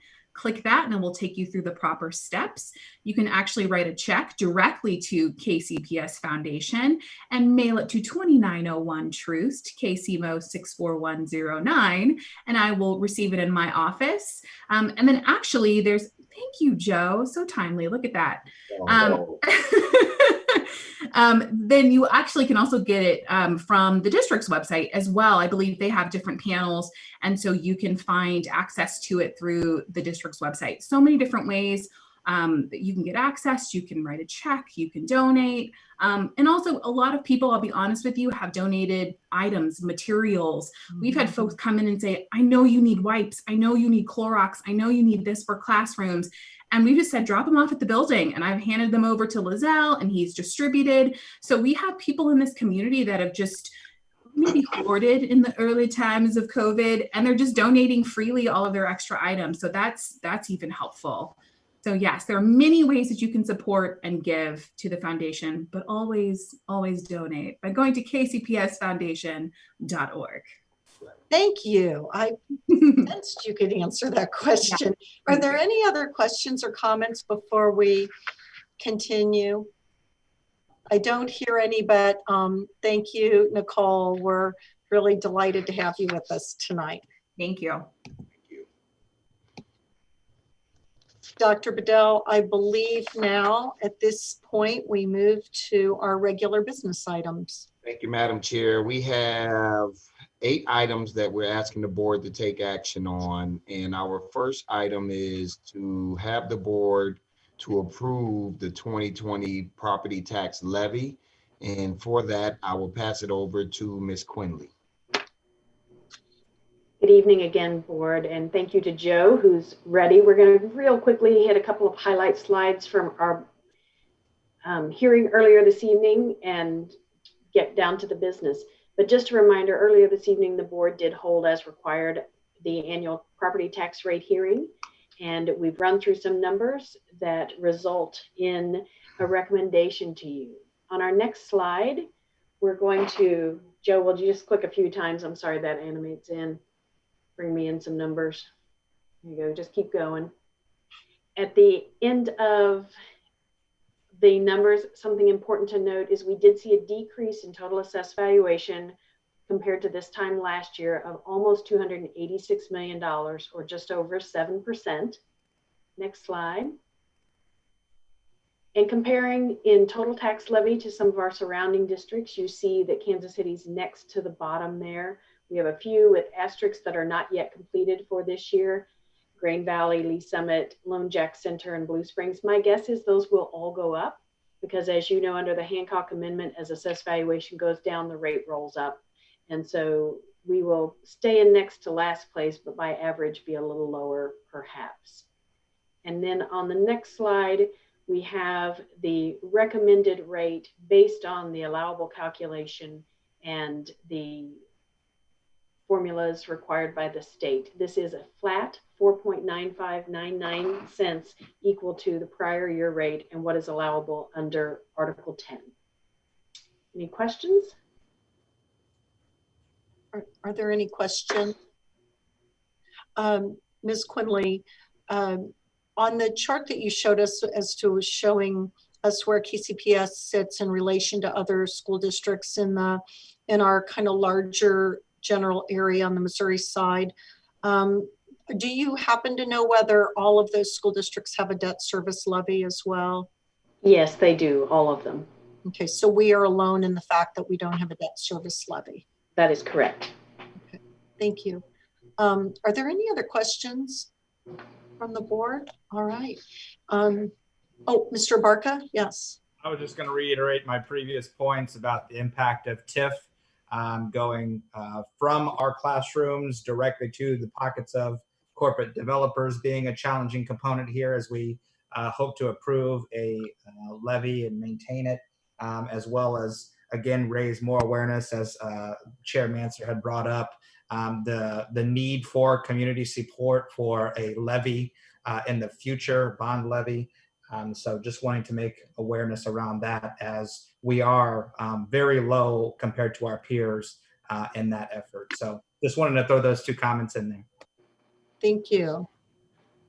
If there are no additional questions, it would be in order to receive a motion to approve the recommendation of the superintendent schools to set the 2020 property tax levy in compliance with Article 10, Section 11. I'm sorry, do I have a question? Just checking. Oh, I thought I heard one. Of the Missouri Constitution, Section 137.073.2 RSMO and Section 164.013 RSMO at $4.9599 per $100 of assessed valuation. So moved. Second. It has been moved and seconded. Is there any debate on the motion? Hearing none, this will be a roll call vote. The secretary will please call the roll. Ms. Manser? Yes. Mr. Abarca? Yes. Ms. Cortez? Yes. Mr. Hogan? Yes. Dr. Jones? Yes. Mr. Wasserstrom? Yes. Ms. Wolfsey? Yes. Thank you. Thank you. The 2020 property tax levy is approved. The next item of business, Dr. Bedell.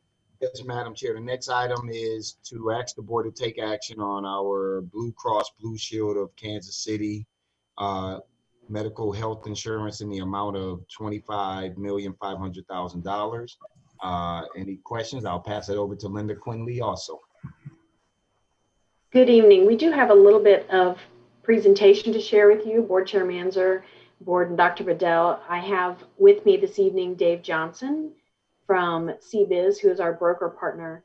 And as we get ready to go into this, I wanted to prelude it with insurance can be very complicated. We're hoping not to make it like that for you tonight.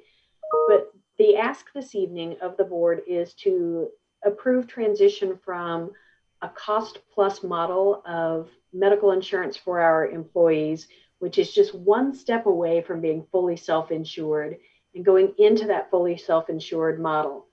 Additionally, approving the plans, the medical plans we offer, the dental plans we offer, and those rates.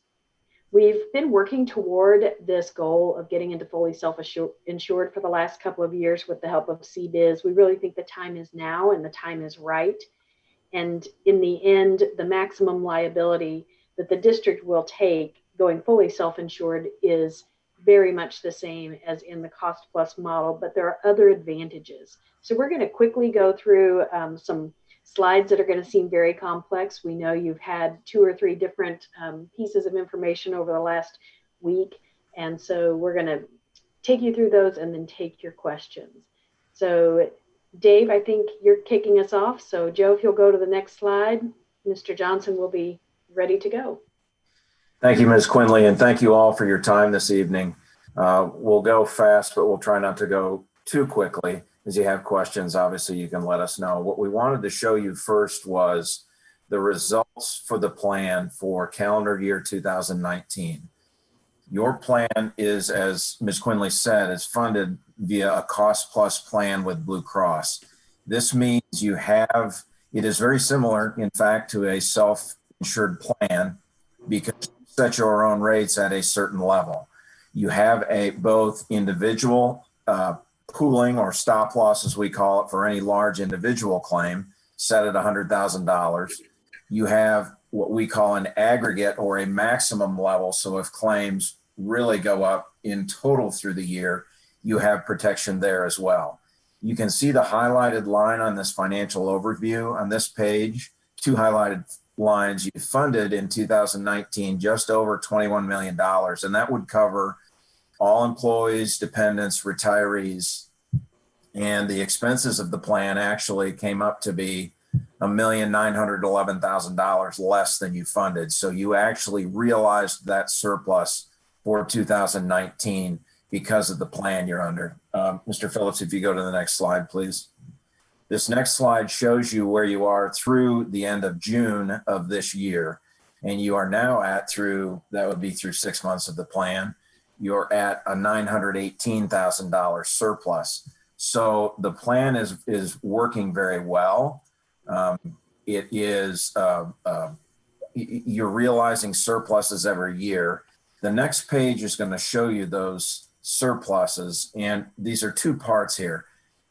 The top box shows you how much the district pays for those 2 internal insurance components that I explained, for the individual pooling of $100,000 and for your aggregate maximum for the year. And the reason we list this here is because if you see the total line, since 2014, you've paid inside that plan as part of the expenses, you've paid just over $14 million to your insurance company.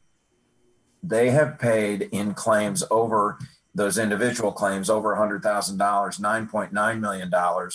There's been 1 year where you've reached your maximum.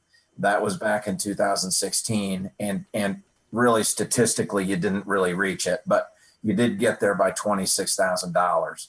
So that loss ratio means is that for every dollar you've paid in that pooled premium, which would switch to stop loss, the same concept, 70 cents has gone out to pay for those actual claims.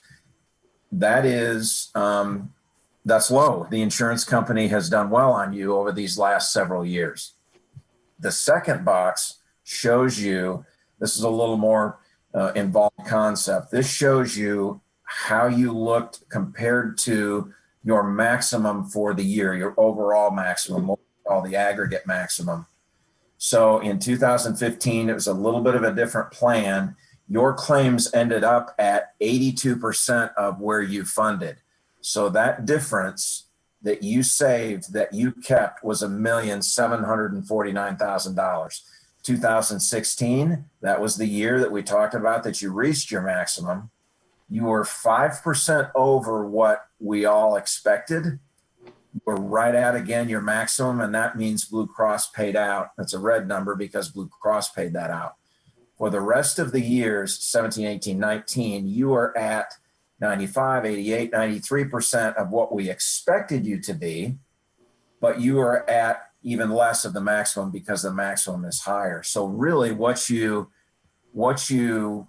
won out over those last several years was a little over, well, was really $5.8 million. Very strong performance over those last several years. And keep in mind as we go forward, your expected claims, you're within 5% to the bad in one year, way better than that in all the other good years through those years to your expected claims, which is where we set the rates every year with a cost plus plan. So Mr. Phillips, if you go 2 pages, excuse me, you are insured right now in the cost plus plan. That's the brownish box there. On the insurance spectrum, if you will, you can be completely fully insured up at the top, which is where you pay a premium to the insurance company. If claims are way low, they keep the difference, they win. If claims are way high, you only pay up to your fully insured premium amount and you win. But for cases, for plans of your size, it's better to move down in that spectrum so that you can participate positively in that claims experience. At the cost plus, you're partly down that spectrum. You only pay the claims that are incurred by members of the plan. You have a slightly higher obligation because you have the ability to get back those surpluses. And you pay really 2 components. You pay a fixed expense at the beginning of the month and you pay your claims afterwards. What we're proposing is that you move down the spectrum to what we call ASO. Sorry about that. That's administrative services only. That means self-insured, self-funding. It's very important to know that this component does not change what the employee sees.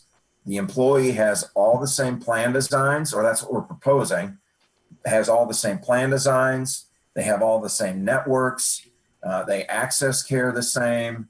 Everything is the same to them. What we're talking about is really, if you will, to administration, allowing them to participate even more in positive claims and allow us to move further down the spectrum of those internal things that the insurance company provides to make sure they're being the most competitive. And if they're not with that particular component, to use a different vendor to do that. And that will make more sense as we show the pricing a little bit later. So as we move through this process, we had the renewal that is happening at the same time. So Mr. Phillips, next slide, please. So these are the things that we're dealing with in conjunction with the renewal. Your 2019 plan year, you had a surplus about 8.8% of overall premium that you kept, the district kept. You can't get through any discussion without a discussion of the current pandemic. All health plans had artificially, believe it or not, artificially lower claims in April and March. That was coincident with the shutdown. No one was going to physicians. No one was getting their voluntary surgeries that they could put off for a while. So we were experiencing across the market artificially lower claims. This was illustrated by your plan. Normally you run about 95%. For April and May, you were 20% low with those claims. Based on that, every insurance company, every actuary, anyone that prices plans is putting a load in the plan to deal with that difference. And in the case of Blue Cross, they've used an adjustment in the calculation of 5.5%. Again, you should keep in mind your cost plus plan. If you don't incur those claims, you keep that. But in terms of the overall maximum that they're willing to give you, they loaded that by 5.5%. Another interesting point, through September 3rd, you had 310 members with COVID-related claims. So those claims are going to be anything from just tests that the plan is going to pay for, all the way to some hospital admissions that you had.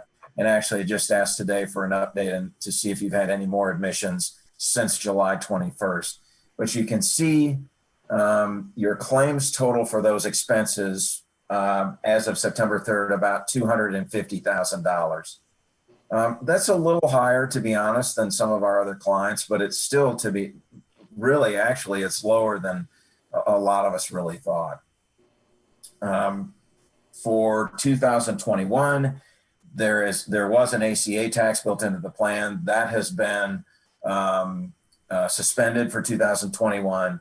And in order to continue the current cost plus plan with everything the same, Blue Cross had originally proposed an increase of 11.7%.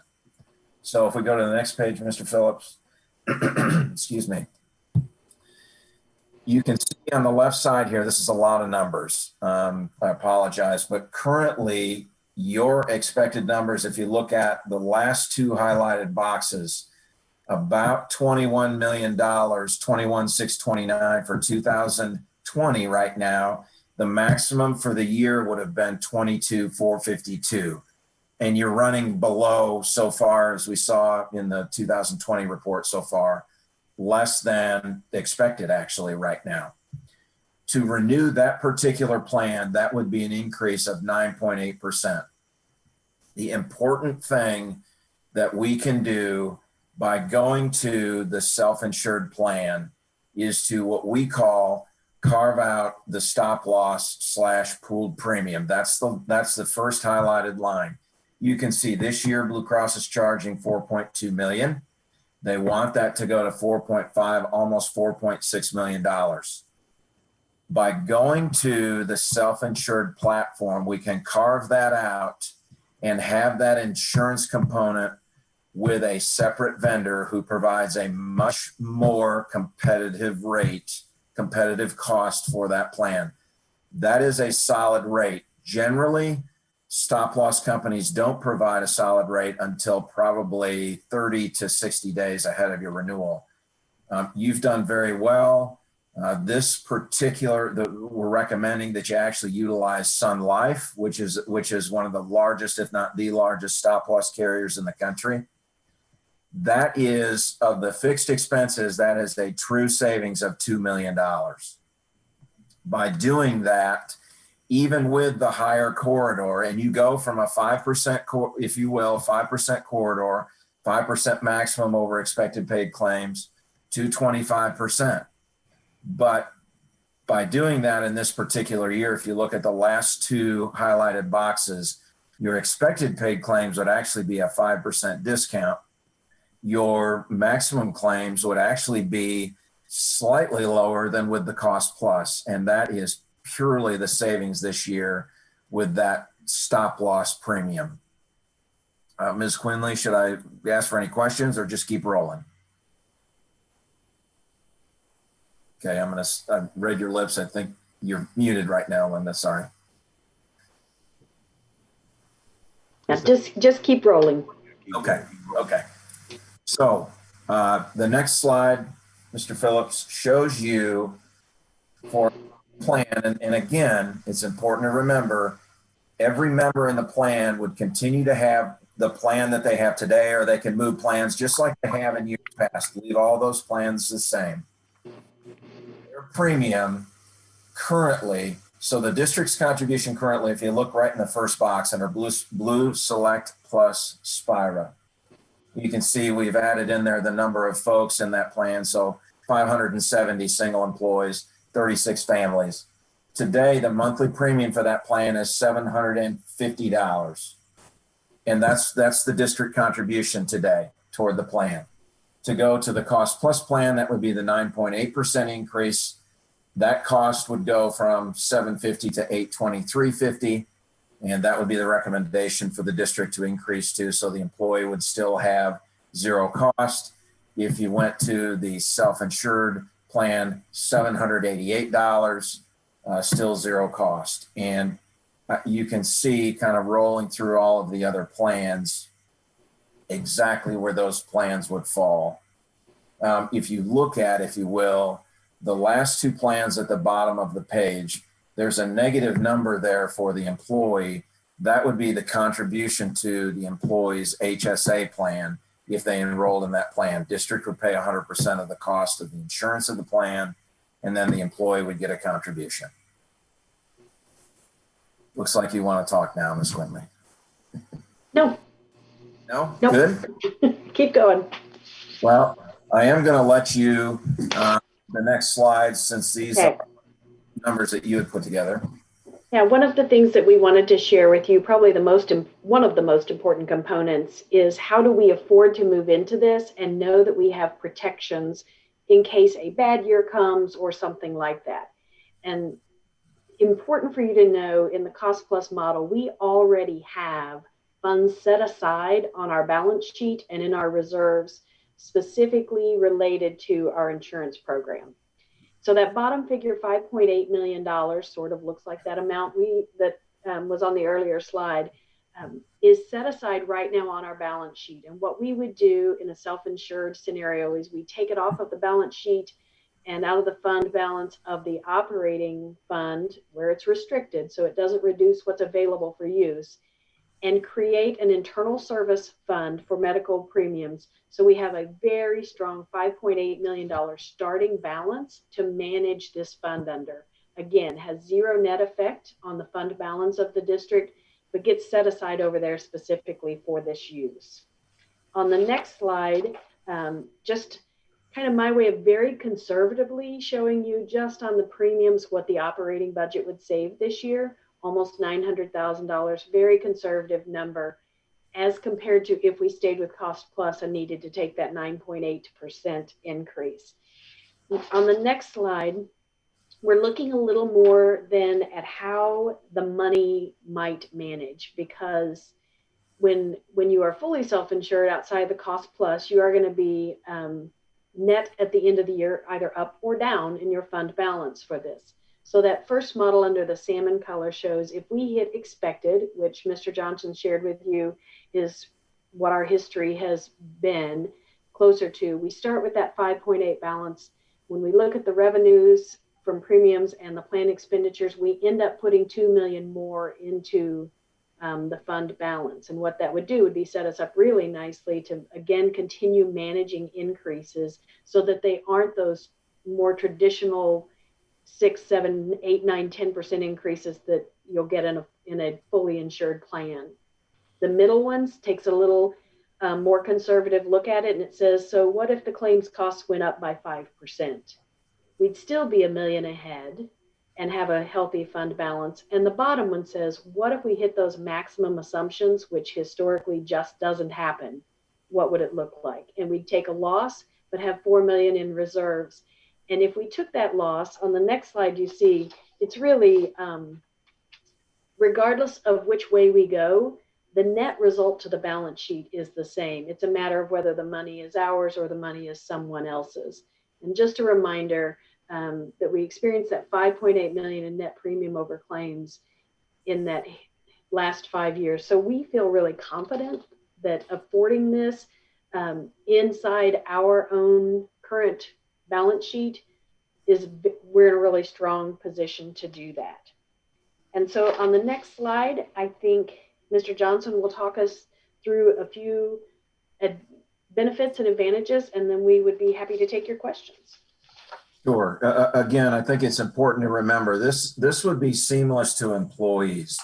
They maintain all their current benefits, and we wouldn't propose it otherwise, to be honest with you. They maintain all their current benefits, all their current network offerings. You continue the strong network discounts and the unique plan offerings from your current strong partner, Blue Cross Blue Shield. Blue Cross Blue Shield has done a very nice job for you. That's why we want to have this self-insured contract with them. But we can begin to carve out various plan expenses and contract with a vendor that specializes in these things. So as an example, perhaps not next year, but maybe in 2 years, we would really review your prescription drug vendor currently and really try to contract with someone that's as aggressive as possible in terms of providing appropriate benefits for pharmacy benefits specifically. Your pharmacy expenses are about 17% of your claim expenses, and it's important to make sure that we're managing that appropriately. Allows the district still to keep plan surpluses and utilize those to maintain your strong fund balances. Hopefully make those future renewals much more level. You can always move back to the cost plus model. There's no issue with that.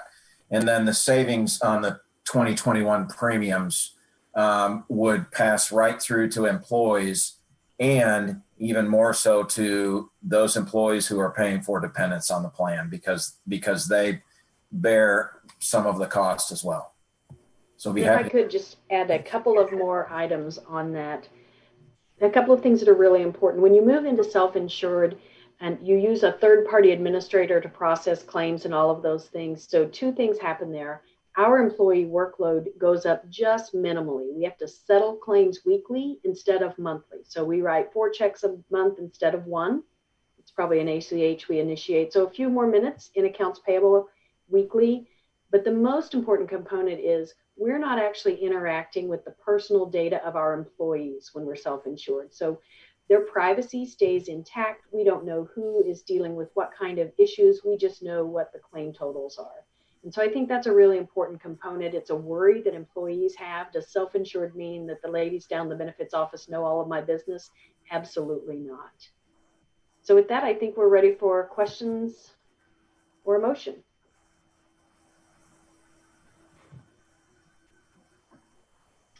Thank you. I think Mr. Hogan has a question.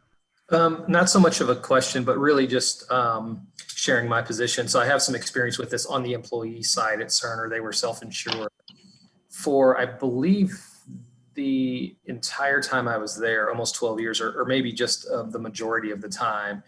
And the good news as an employee was that while most of those years, our premiums did not go up. And on the few years that they did go up, they went up a fraction of what they would have gone up if we had not been self-insured. So that was good. And I can attest to the Ms. Quinley's point around the fear, because I had some of it myself as well, but mainly because Cerner operates its own clinic too. But the focus of claims, there's a separation, right, between them and you as an employee of KCPS, for example. So that sort of privacy concern, which is a very valid concern to have, is one that you actually don't have to worry about. So. Thank you. That's helpful to hear your experience, Mr. Hogan. Ms. Cortez? I did have a question about the stop loss insurance and kind of what's the nature of that market? If we have one bad claims year, are we likely to see dramatic premium changes, or is it relatively predictable? It's relatively predictable. CVIS actually contracts with a third-party organization that specializes in securing stop-loss coverage. So when we began this process of renewal, we've been working with them for the past 6 or 8 weeks, and we've actually secured, I think it was 15 different proposals from stop-loss companies. Hi, how you doing? So we, sorry, 1 moment, please. We feel very solid that we are able to secure both aggressively priced, but more importantly, very solid and very secure coverage from insurance companies that specialize in stop loss. And that's what Sun Life is. And that would be what other vendors are. And the beauty also about securing stop loss separately, you can move that component without impacting the overall plan, without impacting your benefits, your networks. And I can't stress enough how important a partner Blue Cross has been. They're still going to really be the face of this deal. And it's just one of the internal components that's going to be different. And Ms. Cortez, I would add to that, at Columbia Public Schools, we were self-insured my entire 11 years there and used Sun Life during that time period. We did have a couple of years where we had significant high dollar claims, and what Mr. Johnson says was really my experience with stop loss, but specifically with Sun Life in that stop loss market. Perfect, thank you. I have a couple questions, but I was looking to see if any of my colleagues, okay. So one question I think you've answered, but I just want to hear a little bit more. So I think that, you know, Ms. Quinley, you're indicating that as we go to this self-insured model, as we move into that out of the cost plus, we will not anticipate over the coming years growing increase of administrative costs. Will we see, you know, like our internal staff costs start to grow for administrative obligations? Is that something that we would expect an upward trajectory over time? That's a great question. We should not. In this market, my experience has been, and Mr. Johnson will have experience with a multitude of other businesses, that third-party administrator is such an important role, that group that's processing the claims, and Blue Cross is going to continue to do that work for us. So the bulk of the work stays over in the Blue Cross bucket, and our work is minimally impacted, and we're comfortable and confident. Ms. Morgan, who leads that division, thinks we are very comfortable to take on the tiny bit of additional work. Okay. The second question I have is, as you talked about, like the ability to carve out various plan expenses and then look for more aggressive vendors. You talked about, for example, the pharmacy, that 17% of the claim expenses you've identified come from pharmacy. And I think that, to me, that struck me as a very smart place to go. I see that in other areas of healthcare delivery. But as we do these various carve-outs, what do we potentially lose? What are the risks to the various carve-outs? Good question. Yeah, you have to do an analysis of the actual prescriptions that are being prescribed. And you have to make sure that you're not going to lose much of that, because that's what employees are there for, what they're expecting. You have to do an analysis on the pharmacies that are available. And really what we're talking about is pharmacy, you know, as everyone knows, it's in the news constantly.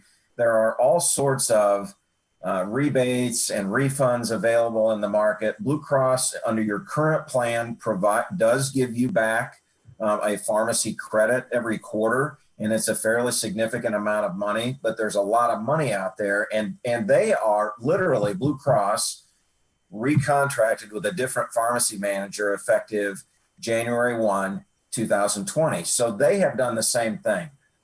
They have gone out to the market and they look at, because it's not Blue Cross that actually provides the prescription administration today, it's actually Optum.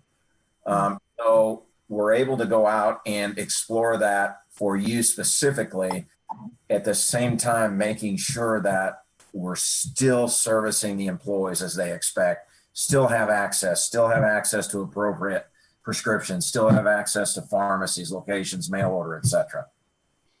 Thank you. Are there any additional questions? Seeing or hearing no other questions, the motion is to move the approval of the recommendation of the superintendent of schools to approve the group medical and dental insurance coverage with Blue Cross Blue Shield of Kansas City, and a move from cost plus to self-insured plans. The employer's share of coverage from January 1, 2021 to December 31, 2021 is estimated to be $20.9 million for medical and $0.72 million for dental. The funds are budgeted district-wide as an element of the fringe benefits category. That is the motion on the table. May I receive a second? Second. Is there any debate on this motion? Okay, hearing none, this will be a roll call vote. The secretary will please call the roll. Ms. Manser? Yes. Mr. Abarca? Yes. Ms. Cortez? Yes. Mr. Hogan? Yes. Dr. Jones? Yes. Mr. Wasserstrom? Yes, Mr. Wasserstrom, if you would turn on your video, please. I tried. It doesn't work.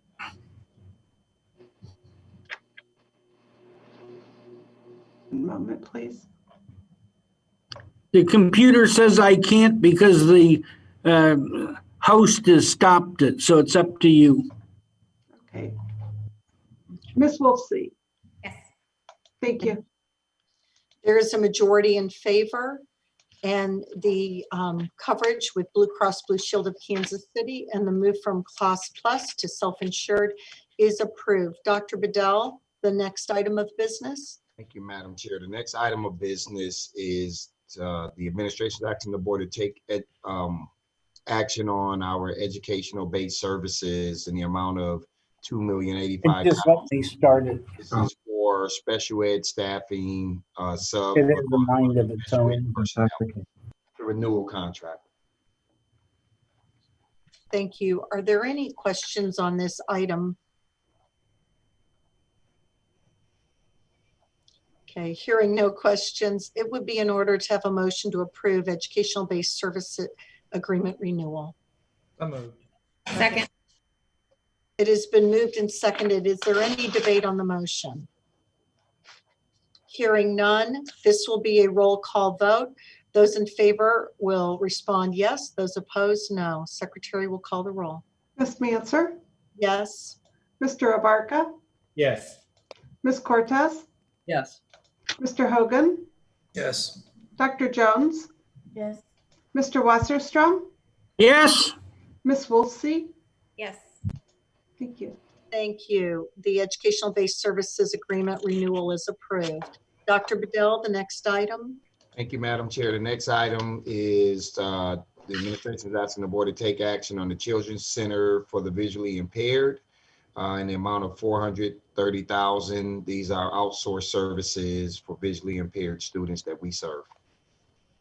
Thank you. Are there any questions on this item? Ms. Cortez. Answer. I do have one, and it really applies to the next 3 or 4 items that are on the agenda. Are these organizations or institutions providing services currently to our students? Are they able to meet in person with them, or are they operating virtually, or what are we doing in the current environment? All right, if Carla, can I have Carla come on to kind of give an update on where we are with the services? Dr. Bedell, Carla is not on tonight, but I can definitely make sure that we include that in the update for Friday. I can make sure that we include this information. I know that we are still involved. We're still getting teachers and substitutes from here, but I don't know the magnitude. So I'll have to get that information from her. I see Dr. Collier has also chimed in here. Yes, EBS is a service that we use annually to staff our special education classrooms to help us with that. So there are folks who are currently working with our students in the classrooms virtually, of course, that are staffed through EBS. So yes, our students are currently receiving services from these people. And so I think what Ms. Cortez is asking is, with the other companies that we outsource, the visually impaired, are we with the Children's Center, are they on virtual right now, or are they meeting in person? And I know that one of the things we learned from last year was that we had made sure that there was amendments in the contracts that would protect us in the case that they're not able to provide full services. So I don't have the answer right now on if they are in or not. I know these are services that we utilize annually, and we can make sure that we get that information to you in terms of whether they're being working with them on virtual platform or on in person. I appreciate that these are all CCVI and Sherwood and Rainbow Center. These are all, very specialized organizations that serve our students and provide critical services for students with special needs. So my question is really just so that we as a board understand kind of what the, in kind of this unusual environment, how we're navigating those relationships. Yes, we are serving the other ones. I would need to get information on EBS as far as how their services are actually being administered at this time. However, all of the others, we have a virtual model, and we also have an in-person model, depending on where you're talking about Gillis or any of those places. So I can tell you that we are working and serving in the other locations. I can get more information about EBS for you though. And I'll also say this, that we are busing to some of these locations as we speak. We also know that they bill for services rendered. So we know that based on what they utilize will dictate how many students they serve will dictate the type of pay. But we are busing. I just don't have for each and every single one of them how many students are either going or on virtual. I have to get with Carla. That's okay. And I'm not looking for specific numbers. Okay. I just think maybe in the Friday update or something, we can just have some basic understanding, or in the next meeting, of how we're navigating our relationships with the institutions that are serving our students off-site in the current environment. Yes, we'll make sure it's in the Friday update, Ms. Cortez. Thank you. And thank you for that question, Ms. Cortez. Yeah, I think it's important for us to understand what delivery looks like, because we know that those programs typically are serving off-site in a location other than EBS probably. Okay, so the item before us is the Children's Center for the Visually Impaired. Are there any further questions on this item? Okay, hearing none, it would be in order to receive a motion to approve the service agreement with CCVI. So moved. Second. Okay, it is moved and seconded. Is there any debate on this motion? Hearing none, this will be a roll call vote. The secretary will please call the roll. Ms. Manser, Yes. Mr. Abarca, Yes. Ms. Cortez, Yes. Mr. Hogan, Yes. Dr. Jones, Mr. Wasserstrom, Yes. Ms. Wolfsey. Yes. Thank you. Thank you. There's a majority in favor for the agreement for Children's Center for the Visually Impaired. The next item on the agenda, Dr. Bedell. The administration is asking the board to take action on the Rainbow Center for Communicative Disorders in the amount of $305,760. Thank you. Are there any questions on this item? Hearing none, it would be in order to have a motion to approve the service agreement with the Rainbow Center for Communicative Disorders. So moved. Second. It is moved and seconded. Is there any debate on the motion? Hearing none, this will be a roll call vote. The secretary will please call the roll. Ms. Manser, Yes. Mr. Abarca, Yes. Ms. Cortez, Yes. Mr. Hogan, Yes. Dr. Jones, Yes. Mr. Wasserstrom, Yes. Ms. Wolfsey. Yes. Thank you. Thank you. The service agreement with the Rainbow Center is approved. The next item of business, Dr. Bedell. Administration is asking the board to take action on the Sherwood Autism Center contract, another outsourcing company for our special needs students, in the amount of $900,000. Thank you. Are there any questions on this item? I do have one question. I think it's similar maybe to something that Ms. Cortez already raised. What I notice is that we have set caps for each of these. And so it's my understanding that the payment is made, this sets the cap on the agreement, and then the payment is made subsequent based on children served and services delivered, correct? It's rendered, that's correct. Okay, thank you. Are there any other questions on this item?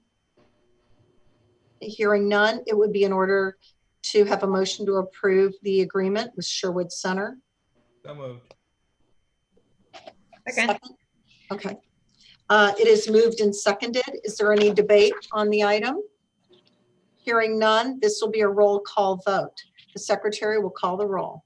Ms. Manser, Yes. Mr. Abarca, Yes. Ms. Cortez, Yes. Mr. Hogan, Yes. Dr. Jones, Yes. Mr. Wasserstrom, Yes.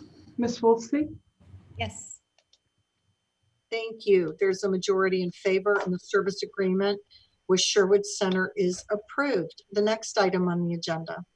The administration is asking the board to take action on our curriculum associates contract. That is our iReady contract that is utilized as our universal screener to determine academic needs in order to move growth in our students. It's in the amount of $523,196. Thank you. Are there any questions on this item? Dr. Bedell, I have one question on this related to then, this is just the annual renewable. We're kind of in a multi-year agreement, and this is the annual renewable portion of this contract, correct? Yes, Madam Chair. Okay. Thank you. Linda, am I correct on that? I don't want to, for the record, give wrong information there.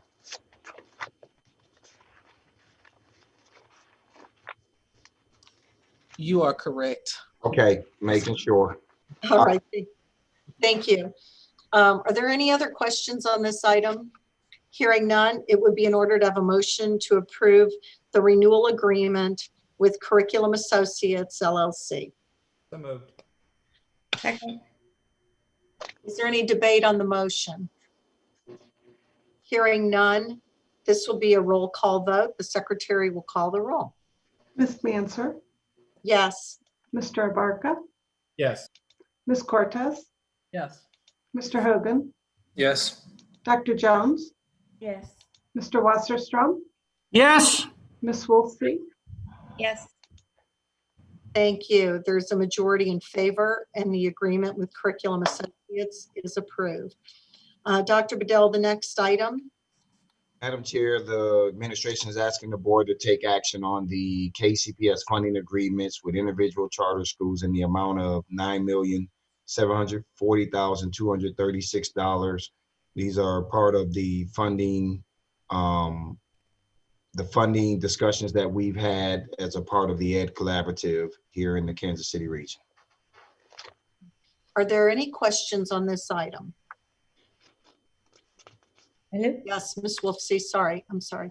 Not necessarily a question on the item. It's reminding me, Dr. Bedell, I don't know if this is something that you guys have put together, but I would be interested to know if we know how much the charters were able to, because they were able to apply for PPP and we were not. So I'm just curious what that dollar amount was. Does not need to be today, but it could show up in our Friday packet.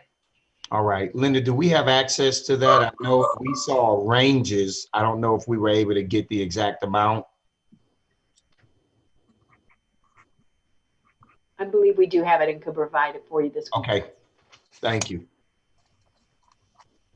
One of my questions, Dr. Bedell, is will we see, is the formula by which we are making this voluntary payment to the charter schools is based, it is also based on enrollment, correct? Yeah, it's based on enrollment and ADA. Those are the two models, the modalities that the state uses to determine funding. So the new methods that are being reported to the state for participation this obviously plays in, just as we have different ways in which we're tracking attendance because of being remote. Is it possible we'll see some significant change in those voluntary payments over the course of the year?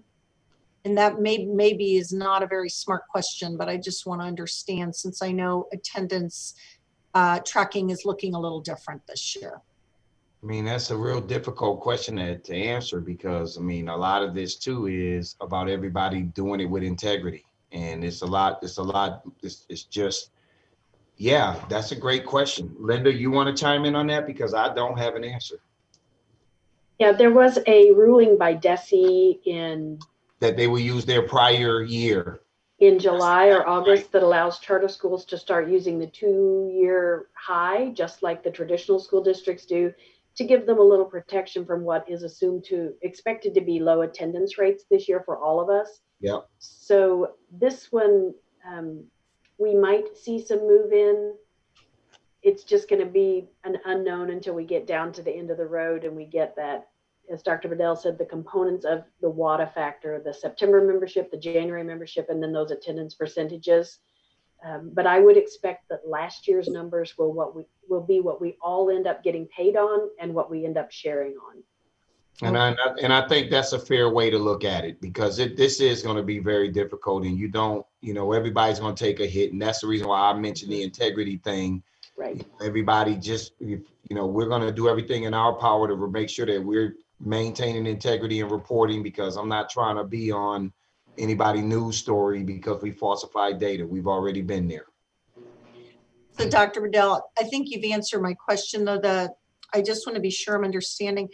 DESE requires charter schools report attendance in the same way at which we are required to report. That's correct. Okay, thank you.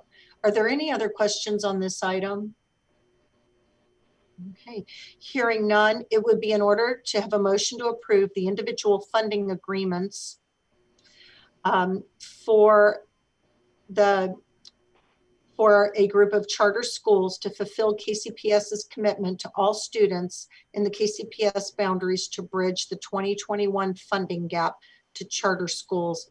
And I will read off the list of those schools: Academy Lafayette, Academy for the Integrated Arts, Allen Village School, Brookside Charter School, Citizens of the World Charter Schools, Crossroads Academy, De La Salle Education Center, Frontier Schools, Inc., Genesis School, Inc., Gordon Parks Elementary School, Guadalupe Center Schools, Hogan Preparatory Academy, Hope Leadership Academy, Ewing Marion Kaufman School, Kansas City Girls Preparatory Academy, KC International Academy, KIPP Endeavor Academy, Scuola Vita Nova, Lee A. Tolbert Community Academy, and University Academy. Is there a motion? So moved. Second. Okay, it has been moved and seconded. Is there any debate on the motion? Hearing none, this will be a roll call vote. The secretary will call the roll. Ms. Manser, Yes. Mr. Abarca, Yes. Ms. Cortez, Yes.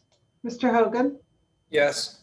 Dr. Jones, Mr. Wasserstrom, Yes. Ms. Wolsey. Yes. Thank you.